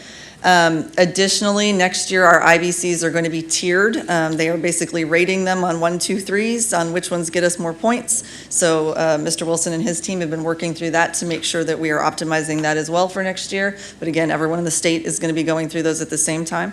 And then our class of 2032, which is our current 6th graders, will see the next refresh after that. And it's still a little fuzzy, but the state is basically proposing what they're calling buckets. So right now I said you just have to get 1 line on one of those indicators. That won't be the case in 2033. It'll be a bucket, and you can get, for example, a TSI and an AP exam to get like a point, or you can get a TSI and a CTE. They're going to put them in different buckets and do different categories there. So I just want to make sure everybody knows that we're continually trying to catch up to what the state is doing, but we do have plenty of advance notice for our current 6th graders, so we are working on that now and not trying to play catch up like before. Okay, thank you. That's you? Unless they have more questions, Mr. Hobbs. Go ahead. I had one too. Go ahead. Go ahead. No, please. Is there a chance, like I said earlier, my beautiful bride interprets half of these acronyms to me, but for the common mom and dad like me, is there a chance we can get, like when I go to a finance meeting, Mr. Beatty has all the acronyms spelled out and you know what they mean. Can we do, and that's very helpful, by the way. Yes, we can put together an alphabet soup for you, absolutely. If there any way you could do it alphabetically and put Yes. it on the website that parents could go, that would be fantastic. And I'd like to repeat some of that I was. do think Ms. Hobbs has one from the counselor, so we could add to it and add to that, yes. Yeah, because, Mr. Kirchhoffer, when he first came on finance, that was one of the things we struggled with. And Thank you. so Mr. Beatty went, so maybe we can combine them, and they could all be out there and just have one. He's already got it started. You just add some more Great. to it. It's great. It's a big help. And We will we do- used I to did- save a lot of time in our meetings because he finally was able to. I did go in here and try to add in a few after we got some questions from the board, But so thank you, hopefully Mr. they're in there now. Kirchhoffer. Thank you, Mr. Kirchhoffer. That was a great idea. Yes, Mr. Shaw. One of the things for 2033, I saw just a blurb about it, but it was about student subgroups, which are like ELL, SPED, and all of those. Are you guys you're looking at that as part of your plan as well? yes, yes. Because that's going to change a little bit of the metrics. that you're Yes, following. Okay. that's kind of more on the accountability side than the CCMR side, but yes, they're changing the whole accountability system basically every 5 years and tweaking it. So just kind of keeping you on the horizon. We'll keep that updating as we get more information. So, Dr. Lee, I know, first I want to say, Dr. Uticred, the growth, and I'm seeing, I think, what was it, 2 to 3 out of those 4 where we're doing well were attributed to Dual Credit Summer Academy and the on-ramp. So I just want to say thank you to you and your team. Dr. Lee, again, Dr. Uticred, I know we met, I think it was about 2 years ago, and you had requested some additional support. So that council, I would assume it is helping? Yes. Okay, good. Want to talk about the dual credit summer Yeah. So the dual credit summer counselor was a huge benefit for us this past year because it provided a counselor perspective for our students as they were struggling through coursework. One of the things that we've talked about before as they're taking summer classes with a college is the college is not allowed to speak to the parent even though the child is 15, 16 because of FERPA on the college's side. However, what we can do as the district representatives is we can get information from the college and then provide that degree of support for our families and students. And so that's what we were able to do more streamlined this past summer with the Summer Academy Counselor. So they were able to set up office hours. It's Ms. Romero was our Summer Academy Counselor at Kingwood High School, did a phenomenal job for us. And she was able to set up office hours where students who were struggling could phone in, email in, come sit down with her for study plans, looking at what they needed to do. And because she had her counseling qualifications, she was able to talk through, okay, what are the implications if you're not doing well, if you drop this course, what are the courses that you might need to take going into next year as they think about their course selection. So having that expertise was super beneficial for our students this past year. And again, you saw it in the data, you'll continue to see it in the data as we look at our dual credit summer academy. We're actually getting ready to launch again in the next couple of weeks. All right, thank you. I was just going to say, that's a huge win. I actually used that service this summer for dropping a course. So, I mean, it was actually very easy and very streamlined, so. Mr. Grabowski. Dr. Lee, at the very beginning, you were saying where we were based on the guidance you had from the previous administration to where we are, to where we're heading, which is quite impressive. Can you repeat it? Because I want people to understand that where you were and where you are is very different, and you all deserve a lot of credit for what you're doing. Thank you. We, again, we were focused previously by the direction we were given on local indicators, which were locally designed, locally normed, and really only applicable to us here in Humble. Now, under Dr. Brown last year, we really tried to turn quickly, give the campuses what they needed to be successful here to meet the state indicators and our students, because we want to make sure that we're giving our students everything they need as they launch away from us to be successful as they go into this as well. Thank you, Doctor. Mr. Kirchhoffer. While we're echoing, let's echo Ty Hobbs has been working on this for 5-6 months. We heard about it last meeting in the back, so thank you. And I took this on solely by myself because I wanted to make sure that there weren't many errors. That's a kind way of saying you're a And so thank you. perfectionist. Yeah, I'm patting myself on my back. Thank you so much. Absolutely. Thank you. Thank you. And you should. You You're should. the woman. I tell you. Mrs. Parker. I didn't hear what was just said, so I may be saying the same thing that was just said, but, you know, this board and this superintendent literally took you from local accountability to state accountability. And I can't even tell the public how much work that has been on you guys. And I want to say how personally thankful I am for you, the rest of the cabinet that has had to turn so quickly, the teachers in the classroom. We understand what a big lift we've asked of you, and I can speak for myself, I am just so thankful for you guys and really proud of this district. Yeah. All right, one last thing, but it's a comment, it's a good comment, it's a good one. So, Dr. Lee, I know that when Dr. Uticrit needed more resources, we found it, right? We found the money. Thank you, Mr. Beatty. Does Mrs. Hobbs, based on all of the work that we have to do to get schooling up and running, does she need some additional resources? And what I'm saying is this board is in support of, okay. No, but, and I'm even saying, because I'm looking at projections, right, and I'm looking at the dual credit summer academy growth, it's almost exponential growth, and I'm seeing if you need more resources, because again, a person can only do so much. That resource it sounds like it's going to be tapped. Mrs. Hobbs, sir, please let us know if you need more resources. Raise your hand. We don't want to continue to tap you to the point of where you're maxed out. Thank you. We appreciate it. Everybody, like you said, all of cabinet has been very great. Mr. Perkins Mr. Beatty. found us the money we needed for school links. I mean, everybody has really jumped in to help support this. It's clearly been a priority from all of you with the support we've gotten, and Dr. Brown and everybody else. So thank you. We appreciate that. And I'm sure Ms. Hobbs will have her Christmas list ready, Mr. Perkins, by tomorrow. Thank you, Mr. Beatty. Compliments of Mr. Beatty. All right. I will just add that as the kids follow these, at least on the career side, the CTE classes as they advance, we do get more funding for those advanced classes. So it's a win-win across the board. Absolutely. Thank you. Thank you. All right. Next, we have the item 8C, technology device presentation. Mr. Chris Cummings and Miss Melissa Holloway are going to give an update on our technology devices. Good evening, Board of Trustees and Dr. Brown. In light of recent legislative updates, obviously there's been a need.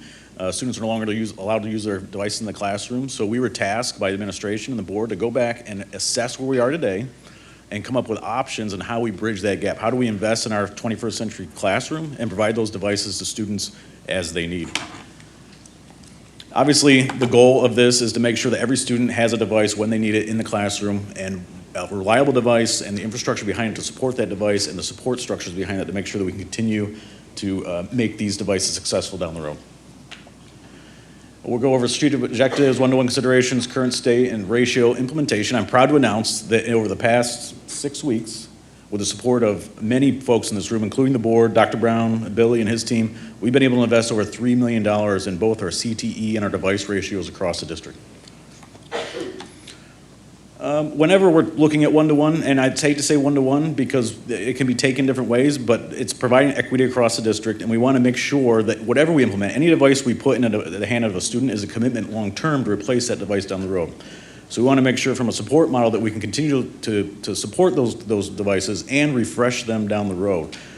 We looked at multiple different options. We presented it to our board committee, and we settled on an option at this time to increase our ratios in a sustainable way long-term. Anytime you add devices, that's the upfront cost. And we want to try to avoid those long-term funding cliffs. If I put 5,000 devices into a classroom today, we got to replace those 5 to 7 years down the road. So we want to make sure it's sustainable. We don't want to come up, if we replace too many in our, we don't want to come up to a cliff. If we replace too many all at once, then we have to replace all those at once down the road. So we've worked very hard as a team to create a long-term sustainable refresh cycle of devices across the district. And of course, the staff. More devices mean we need staff to support those devices across our district. I'm going to turn over to Melissa for our current state. Good evening. We want to share a few things about why we are at the state we're at today. A historical perspective will come back a very short amount of time, actually, to the 2022 school year, 22-23, when we started our first device refresh cycle. Bond 2022 made that possible. Prior to that, it was a matter of add where add could be added when it could be funded. So we're currently working in a consistent device refresh cycle that is funded through the first 4 rounds of our bond refresh, with 2 rounds remaining based on that funding cycle. From here, what we also know is that because we didn't have one for so long, we have a mixed combination of access to devices on all of our campuses. We'll see Chromebooks in carts, we'll see Chromebooks in tech tubs, we'll see some labs in place with Windows devices, and we'll see that mix of how we make it work with what we have. Being able to come to a device refresh cycle is helping us to create a more consistent expectation from all of our campuses, as well as with long-range budget planning for those acquisitions. The Google environment has made this possible in that mixed environment cycle because students are able to access their learning, their resources for learning, and the products of that on any device that connects to the internet. Where they had the ability to bring personal communication devices previously, cell phones, laptops, computers of their own, that access was a little bit greater. Because we're so Chrome dependent, it's a cost-effective model, and it allows us that flexibility to move from class to class, from location to location, and still access the learning and the resources our students are using. Staff work extensively in that Google environment as well, and we are healthy users of that environment. We currently use more than 94% of the entire Google workspace as a district. From here, we've got a few other considerations, infrastructure and funding. So pending funding, the easy thing is to go out and buy a bunch of devices. But the problem is you need the infrastructure, you need the blinky lights behind the scenes to support those devices. Without having a robust foundation on the infrastructure side, none of it matters. The user's not going to get an end user experience that's good for the classroom. So Thankfully, with the support of the community, that Bond 2022 has moved us along. We've leveraged our E-rate funding to maximize those dollars the community gave to us. And we've been successful in the past 2 months to update 14 campuses across the district. We'll continue that refresh based on funding timelines from the FCC and the E-rate program, but we plan on moving about a third over the next 3 years to make sure the infrastructure is there to support these devices that we're putting on the campus, and we want to maximize every dollar we get from the federal government to stretch those dollars as we move forward. Okay, so let's look at some numbers that are fresh as of last week. We start the year and we continually monitor all kinds of numbers. Just like you're looking at data with our student achievement, we're watching enrollment, we're watching viability of our Chromebooks, because there's a certain point where they will not update anymore, that automatic expiration date. What you'll notice here is the exact numbers that we can see at campuses today and when they will no longer be updatable. Some of those cliffs that Mr. Cummings talked about are evident in those updatable until years, as you'll see ahead. You'll also notice some of the campus rows have some green highlighting to them, which we'll discuss a little more as we get to the 85% project. Currently, all of our campuses have at least 75% as many Chromebooks as they have students. We've been able to increase that steadily thanks to bond funding, thanks to some additional pockets of rolling some devices in to keep our students and our grade levels testing numbers where they need to be. We've really worked to maximize the flexibility of technology so that our campuses are able to do what they need to do. This is the first half of our elementaries, Atascocita Springs through Lakeland. And you'll see overall a pretty healthy set of numbers there when we're looking at device ratios. That enrollment in for each row is based on the current enrollment or that October projection, whichever is highest. Because when we're accurately planning for those technology pieces, we need to make sure we're not underestimating. Otherwise, we get stuck in some spots we just don't want to be. This is the second half of our elementary group. You'll notice again, many healthy numbers when we're looking at that final column of percentage of Chromebooks to students. Many, many, many at the 1% or higher, 1 or greater, which puts them at a 1-to-1 ratio or above. Green, again, is a little below that, as you can see, ranging from the mid-70s up to right at 85. We can continue. Why would you have, like, Yes, say sir. at River Ponds and the slide before with Jack Fields, such a higher average than, 1.41 and one was almost 2? That's a great question. Why don't you bring them, like, take some of those and move them around? Your Can you campus do that? leaders have, depending on how they've been acquired. So those 2 campuses specifically have utilized title funding extensively. Principal leaders jumped in and got ahead of that ball and really maximized their use of title funds to create the opportunities for learning with students to directly bring those achievement results into play. You'll see that in the very next slide as well with our middle schools. I'm glad that you asked that question, because to me it's just as evident when we start looking at this slide. Ross Sterling and Humble Middle show a greater than 2-to-1 device ratio. They are maximizing those title funds, and they have done that, which is why their numbers are so much greater. But you'll also notice that not all of our schools are at that state. Westlake is not quite there yet. And when we think geographically about where all of our schools are located, sometimes just a few miles down the road doesn't reflect that same set of numbers.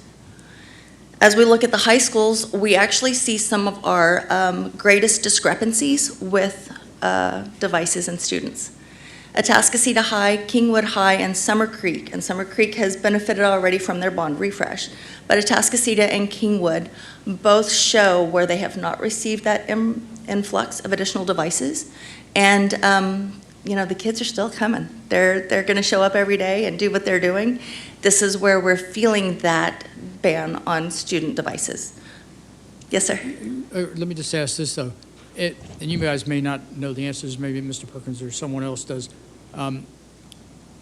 If those title funds, you say, well, it's because they're using title funds, are they specific to have to use for technology, or are they just title funds that campus can use for whatever?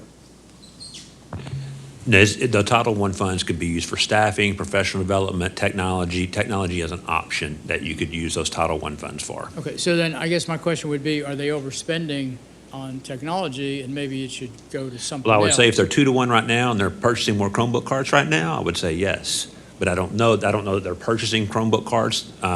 We monitor what the campuses, whether it's staffing or professional development, are spending their title dollars on. We can answer. So I would be surprised that if there was a 2-to-1 ratio or a 1.5-to-1 ratio up there, unless there was some kind of specific need in a particular classroom, that they would be spending their Title I money on technology right now. Okay. And actually, that's very accurate. We have not seen over the last 3 years the same kind of influx into technology by our Title I campuses because they can see that device refresh cycle now. They know what to anticipate. They know where to put their money. They wisely spent their money to put those dollars into those devices ahead of time. And we know how long they're going to be good for. So as we look at those, you'll see June 2027 is that first set of years that devices will start to fall over a cliff. It's a very small number overall. June of 2029, we're going to see a large number throughout the district, as will most schools in the United States because of the funding that came through during COVID. From there, you'll see we start to become more regular, and what you'll see with those regular increases and where campuses start to hit those cliffs really comes back to reflect where they fell in the refresh cycle. So to add one thing to that June 2029 column, coming out of the pandemic, in about a year and 3 or 4 months, we bought 26,000 devices. So I don't know if Melissa has that number off the top of her head in that June 2029 column, but that's a lot of wagons rolling off the cliff in June of 2029. So from us to everyone here, we need to start thinking about what we're going to do when 20-something whatever devices fall off that cliff on June of 2029. And I'll have to commend the team because before our tenure here, there was no refresh cycle. It was kind of independent entities buying across the district. This team, with the support of the community and the 2022 bond, has really worked hard to make that sustainable long-term for the district moving down the road. We have regular conversations with campus leaders about what's going to be the best way for me to spend my money right now. And that's a refreshing set of conversations we get to have because they're thinking about the greatest impact with their funding as well as what can they rely upon as we come into play. I've got a couple of more slides to share with you, and so I don't want to beleaguer anything. But by all means, let's look at what those green numbers meant. The 85% project is that commitment by the technology committee and leaders here to see that every campus has at least 85% as many devices as they have students. Not just devices, but Chromebooks specifically. What does that do? That means that over the course of the day, if we're looking, and Mr. Beatty's math actually was really great on this one, if we're looking at a 7-class period day, and we're looking at 6 of those class periods, 85% of your day is likely connected to learning. That became a really logical, easy number to then reach to be able to bring in about 1,500 devices to 10 of our campuses to hit that 85% ratio. We have been monitoring enrollment weekly since the beginning of the school year, and we'll continue to monitor that enrollment because we are seeing some campuses rise in numbers above what even their October projection was, and we are seeing some not quite reach that at this point, but we're not coming in and taking devices away. We will work to manage and equitably continue to support all campuses, but we are at a really great spot. These devices are all on order, and we know we will see them in the district before Thanksgiving, hopefully the first week of November, if not sooner. Question, E-rate funding, how is that coming along now?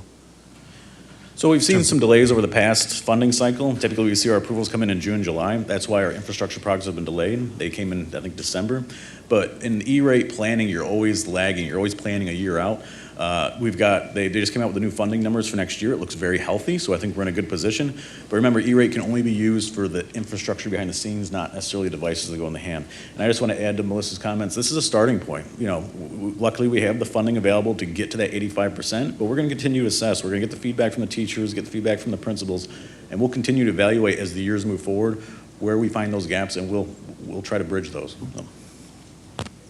And if I can add for the E-rate, it's so critical to be patient with those dollars in that process because maximizing the return on our dollars that we're contributing to those projects. So we would get 80% federal dollars for every 20% that we contribute. So that how Chris mentioned, like a 3-year plan, that's where we maximize and leverage. We could spend it all of ourselves, but then we're leaving many millions of dollars on the table. So that's the kind of the backstory of that strategic time. We want to share another huge, I oh, I'm just so have a sorry. quick Yes, question, ma'am. just back on that slide. Yes. Right there. The top three were some of the noise that we heard, right? And Atascocita, Kingwood, and Summer Creek. Are they actively, as principals, procuring and getting this going? I mean, is this are they going to get to 85% by Thanksgiving, all those 3 campuses? Yes, ma'am. All of these devices are actually with the vendor today. Okay. We are hopeful they will be there much before Thanksgiving, but I can't make a promise on behalf of them. I know there were boxes delivered to some of those campuses this week, right? Or some. That probably went with the CTE. We've had, yeah, Those were that's the next slide, CTEs, actually. okay. Yes, ma'am. Well, there was something, okay. That's okay. That's actually almost $2 million worth of lab equipment that you will see, with the addition of a few Chrome carts across 13 campuses. Thanks to work with the CTE department, with finance, and with our state and federal programs, we have been able to put in, right now we are 7 labs away from completing 55 labs at 13 campuses. We have 2 campuses remaining that will be finished this week. And over a 2-week period, we will have seen that huge influx of updated devices coming into play. These are devices that will support our CTE programming for a number of years. We have tried to come in and right size, right fit the instructional programs with the technology that is right for them, while also taking advantage of devices that could be reused in other areas throughout the district that are part of this plan. There's a lot there. I'll be very honest. We have put in a few long days. We've been very thankful to have the ability to work with manufacturers and vendors who could meet our timelines and our deadlines. And this has been at least a 6-month project that we've worked collaboratively with others on. And this is addressing the aging issue in some of those CTE labs, Yes, right? ma'am. That people have been complaining about as well. So like, is that This correct? set, Yeah. yes, absolutely. This set of labs addresses all end-of-life labs, those devices that are very, very old. But it also, in some cases, it fits the technology for them. For our advanced classes that need a more robust computer, if they did not have an end-of-life device in that lab, we've been able to move that aside, and we'll be pulling that into another lab that is working with older technology that may not be the right fit for the instruction happening in it. And I can't give enough to this team from direction of the board and Dr. Brown. They have moved mountains to make that impact felt immediately. Those labs will be done here in the next week or 2, and those campuses will see 2 those days. Chromebooks. Yeah, they'll see those Thursday. Chromebooks very, very soon. So they've done a lot of work.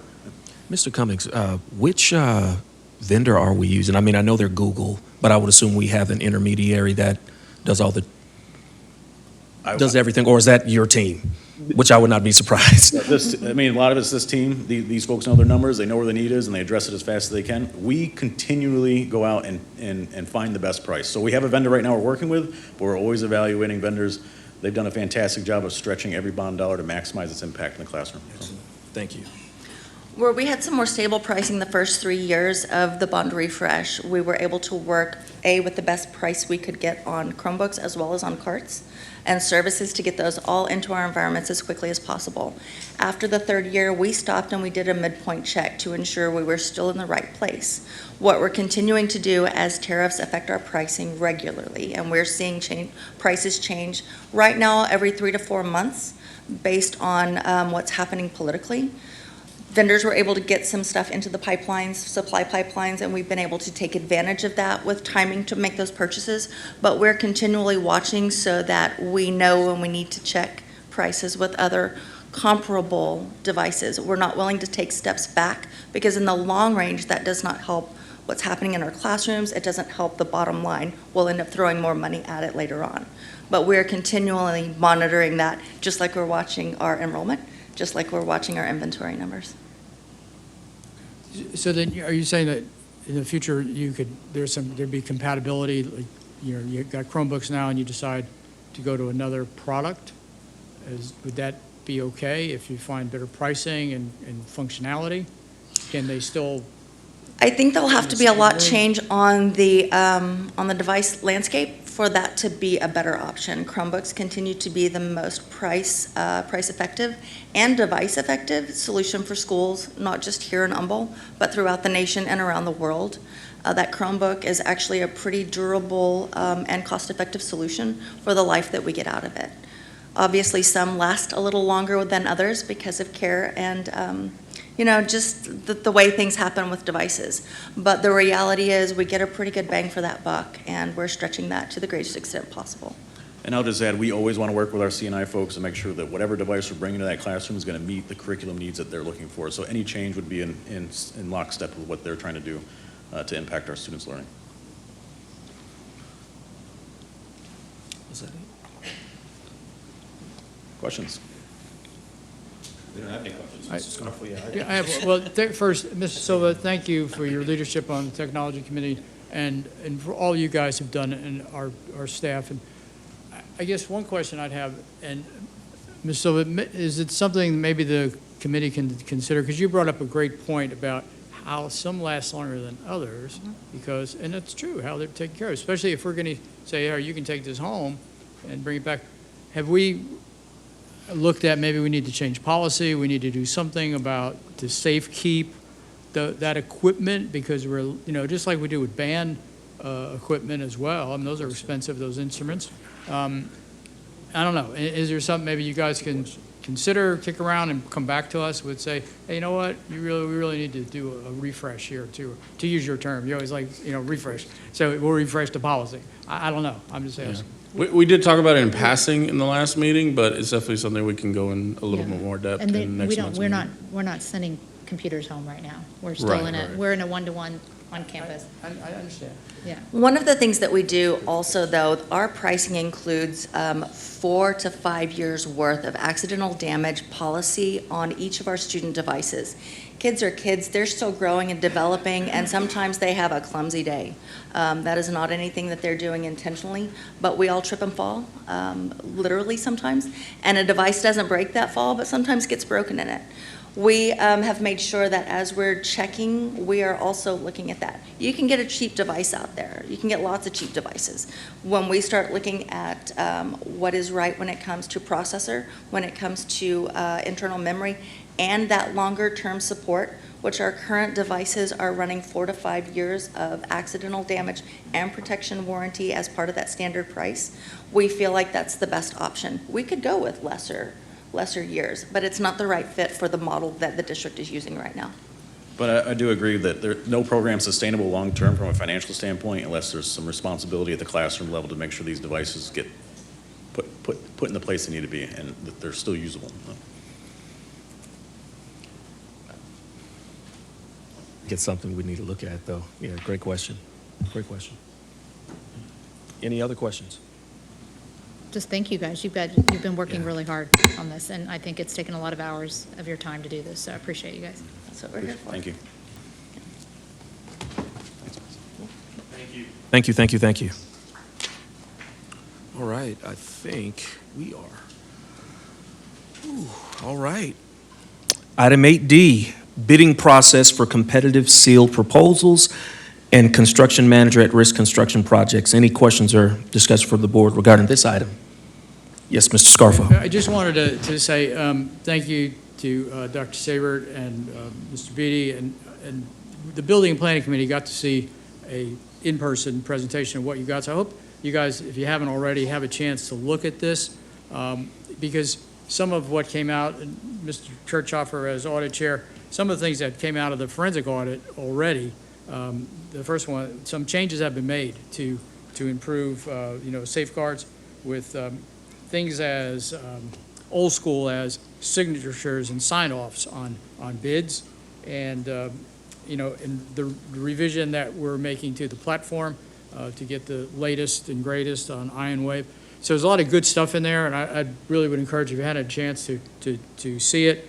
And that presentation is on the website, or can it be? I mean, there might be some things that need to be redacted, but I think it'd be great for the community to see too, just the extent of what you guys go through to really be good stewards of tax dollars And I want to, like I said, it's a great job, and it's great explanation, great transparency, and I just think it would be good for everyone to see what you guys have done. Mrs. Parker. And I just want to piggyback on what Mr. Scarfo just said. In building and planning, we were given some information by the audit committee, and, in building and planning, our question was, how can we ensure that nothing like this ever happens again? We just want to make sure, and you guys are really, really good at, at what you do and auditing and those sort of things. But, in the past, there's been some things, and that was the main question.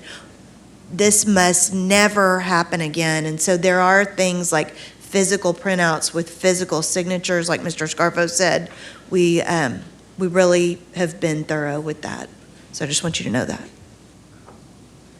Mr. Scarfo. Well, just to follow up on that, just so there's no misunderstanding, things that were uncovered in the audit wasn't because protocols, procedures weren't in place. They were abused and misused, and whenever you have collusion and things like that, it's hard to catch. But now we're able, as Mrs. Parker said, we've added some more steps. You just got to keep making it harder for the unscrupulous.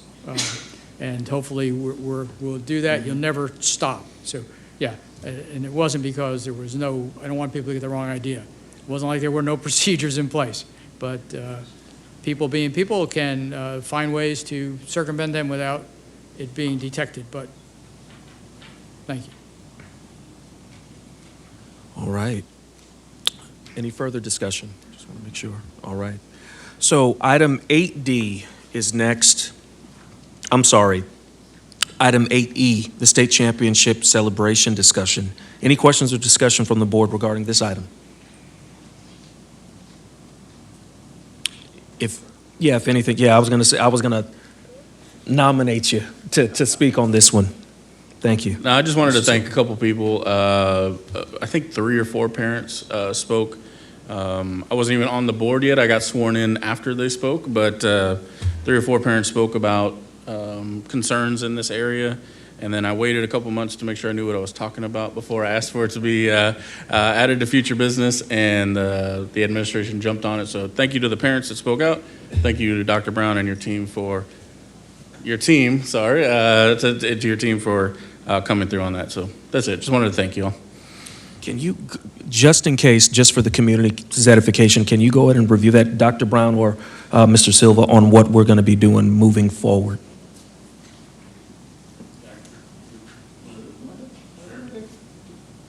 All right, so just pulling the information that was provided to us. So the concern that was brought forward back in June was equity around state championships. And so what was given to us is that state champions, team, group, or individuals in UIL activities are going to be invited to be recognized at a school board meeting. For visual arts, they'll get earning a gold seal in the visual arts scholastic event. That'll be considered earning a state championship and recognized as such by Humble ISD. For music, designation of honor band, honor choir, honor orchestra from the Texas Music Educator Association is going to be considered earning a state championship and recognized as such by Humble ISD. And then being selected to the Texas Music Educators Association All-State Choir Band or Orchestra will be considered earning an individual state championship recognized as such by Humble ISD. So there's going to be a video celebrating the state champions. That'll be published on a district communications channel. And then we will have continue the procedure of the Night of Champions in June for all those state champions to be recognized as well. And then there's some additional information about campus level recognition, but on the district level, that's what we're looking at. Thank you, Mr. Silva. Anything to add on that, Dr. Brown? All right. Okay. Item 8F, update from board associations and committees. The first committee is the Advocacy Committee. Mrs. Parker. I'm sorry. I'm going to jump in real quick with a point of order. Anytime I bust this book out, it's because something's coming. I want to make a quick note that item 6Q, as a parliamentarian, this is my mistake, but item 6Q, we approved in our consent agenda, and it's an incomplete motion. And so I'm going to make a motion to reconsider item 6Q, which will require a second and a vote for us to bring that back up. So, with that in mind, I move to reconsider item 6Q. Okay.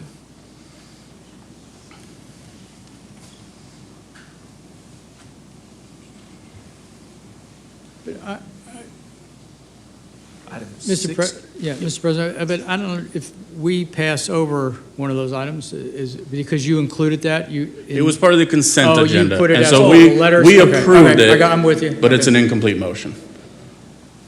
And so I'm moving to reconsider that motion, item 6Q. Okay. And I need a second, and then we'll have to vote on reconsidering. Second. Do we have a second? All right. Mr. Kirchhoff, seconding that. Any discussion? All right. All right. Do we have a vote? All in favor? To reconsider. To reconsider it. All right. All right. Reconsideration motion passes unanimously. And then if I can just tag in Mr. Binkley for a second on how we can proceed with that motion, if we need to proceed with that item 6Q. And so when you look at this, I think it snuck into consent agenda and probably should have been an action item. The reason the motion's incomplete is because it's actually an item to potentially nominate someone for the Region 4 Position A seat on the TASB Board of Directors. And so the board would need to review that and determine if you do want to nominate someone on that. I do not know what the deadline is for that. Karen, do you know what the deadline is for that? November the 12th? It's November 12th. That's before our next meeting. And is that when they have to receive it? So The completed materials must be received in the TASB headquarters no later than Wednesday, November 12th, 2025. so we could move to take no action, or to not nominate anyone. Yeah, That you be could. The motion too, right? We could do it. Oh, Or, well, we could have to, just then take somebody care of has it to right now. drive it up on Wednesday to TASB. We could take it up now. We could take it up on October 30th. Take it up now. I'll move to postpone item 6Q to our October 30th, 2025 meeting. do we have a second? Second. All right. Any discussion? All right, all in favor? All right. Any abstentions? Any objections? Said no. All right. Motion passes 6 in favor, 1 against. All right. And back to item 8F, Board Associations and Committees. Let's start with Mrs. Parker, the Advocacy Committee. Our next meeting will be in December with Charles Cunningham, so we're really excited about that. Excellent. Excellent. Mr. Kirchhoff, the Audit Committee. No update. Yes, sir. Mr. Scarfo, Building and Planning. I just want to say thank you to Dr. Sabert, Ms. Mount, Ms. Herb, and their teams. We had a very good, very well-received community update for Foster Elementary.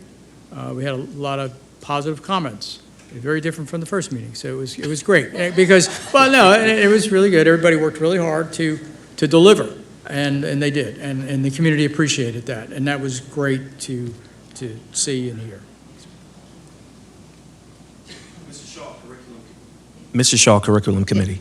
We've had 2 meetings as the year has started. We've done it in phase 1 and phase 2. Great meetings, so thank you to everyone that's here that participated and actually brought data to the table, and good data to the table, and you saw some of it with CCMR here today, so thank you for that. The curriculum meeting focused on some of the Bluebonnet math rollout across elementary campuses and to really talk about where we are with looking forward with SBA. Our teams are looking at that proactively Early feedback is showing strong teacher engagement, growing familiarity with the product and the materials, and campuses are focusing both on growth. So want to just highlight that as a positive, focusing on the good, as well as we talked about AP participation. AP numbers are up. Also talked about the 2 proposals for AP cybersecurity and dual credit medical terminology. Correct me if I'm wrong on that. I think that was, yep, that was correct. And continued support for our campuses on targeted interventions was also talked about. So we are meeting again January 7th, and we'll continue to monitor curriculum implementation and all the updates coming from legislative. Thank you, Mrs. Shaw. Finance Committee, I'm going to rely on the better memory, which is Mrs. Martin. When is our next Finance Committee meeting scheduled? How about that? When you look it up, we can come back. I'll move to, thank you, Mrs. Martin. Thank you so much. So that's our next Finance Committee meeting. What would I do without Mrs. Martin? We all do. Mr. Grabowski, Safety Committee. Just as discussed in closed session, Mr. President. All right.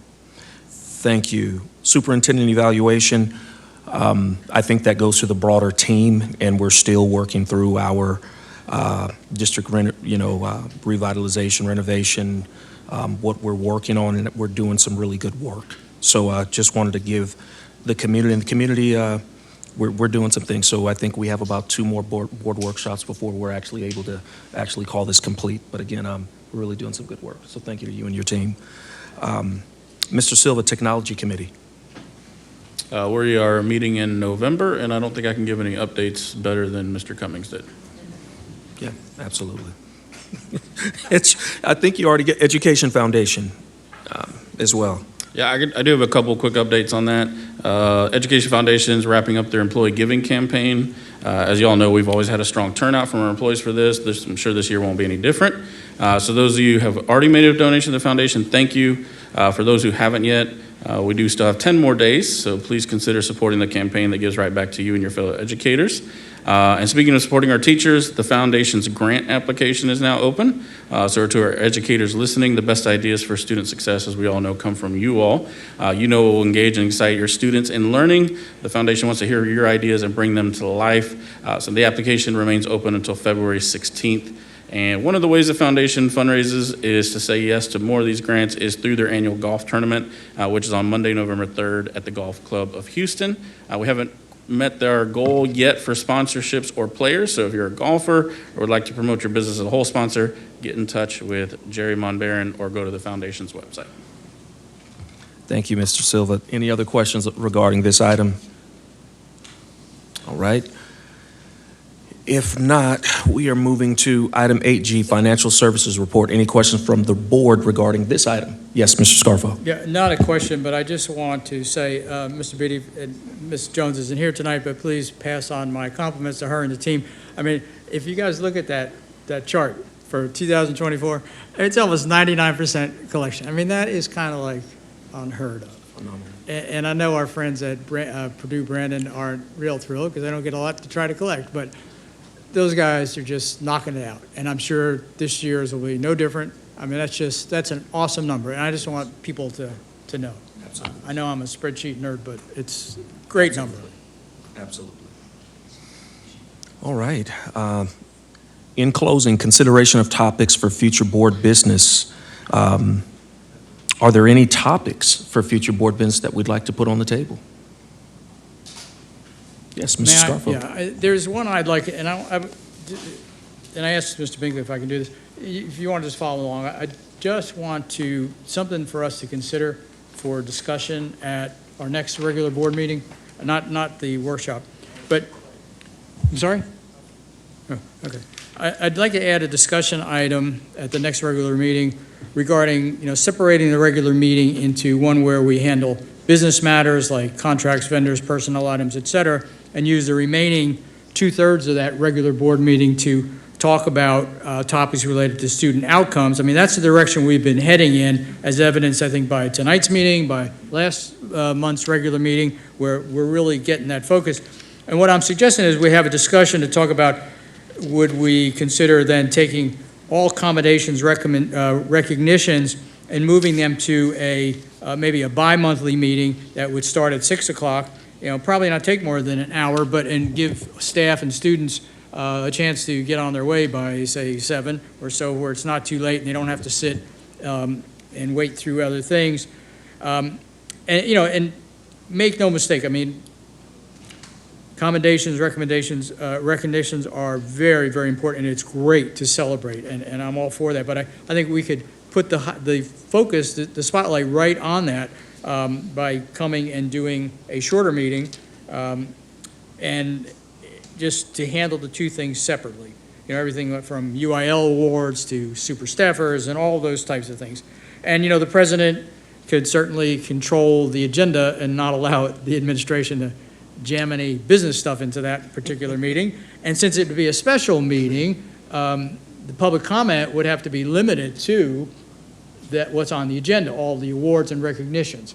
So it's just something I just want to ask you guys to consider, the possibility of saying, yeah, let's discuss that. I'm not saying you have to agree or not agree, whatever, but that we just discuss it. It might be a way to get us more efficient and really keep that focus where we've been heading, so that we kind of separate the two, because they are both very important recognitions, awards, very, very important to recognize for staff, for students, and we need to keep doing that, and maybe just shine a bigger spotlight on it by doing it separately. So I'm just asking, would you guys consider placing that on as a discussion item for the next agenda? All right. Mr. Scarfo, I like shaking things up, and I love efficiency. I think this is a great idea. I do. I really do. Incredible idea. Yes. And it's best practices. A lot of boards are moving in that direction. 100%. Yeah, I'm sorry, I gotta step in. We're not really supposed to discuss it, so I love it. Great idea. Yeah. Great idea. Yeah.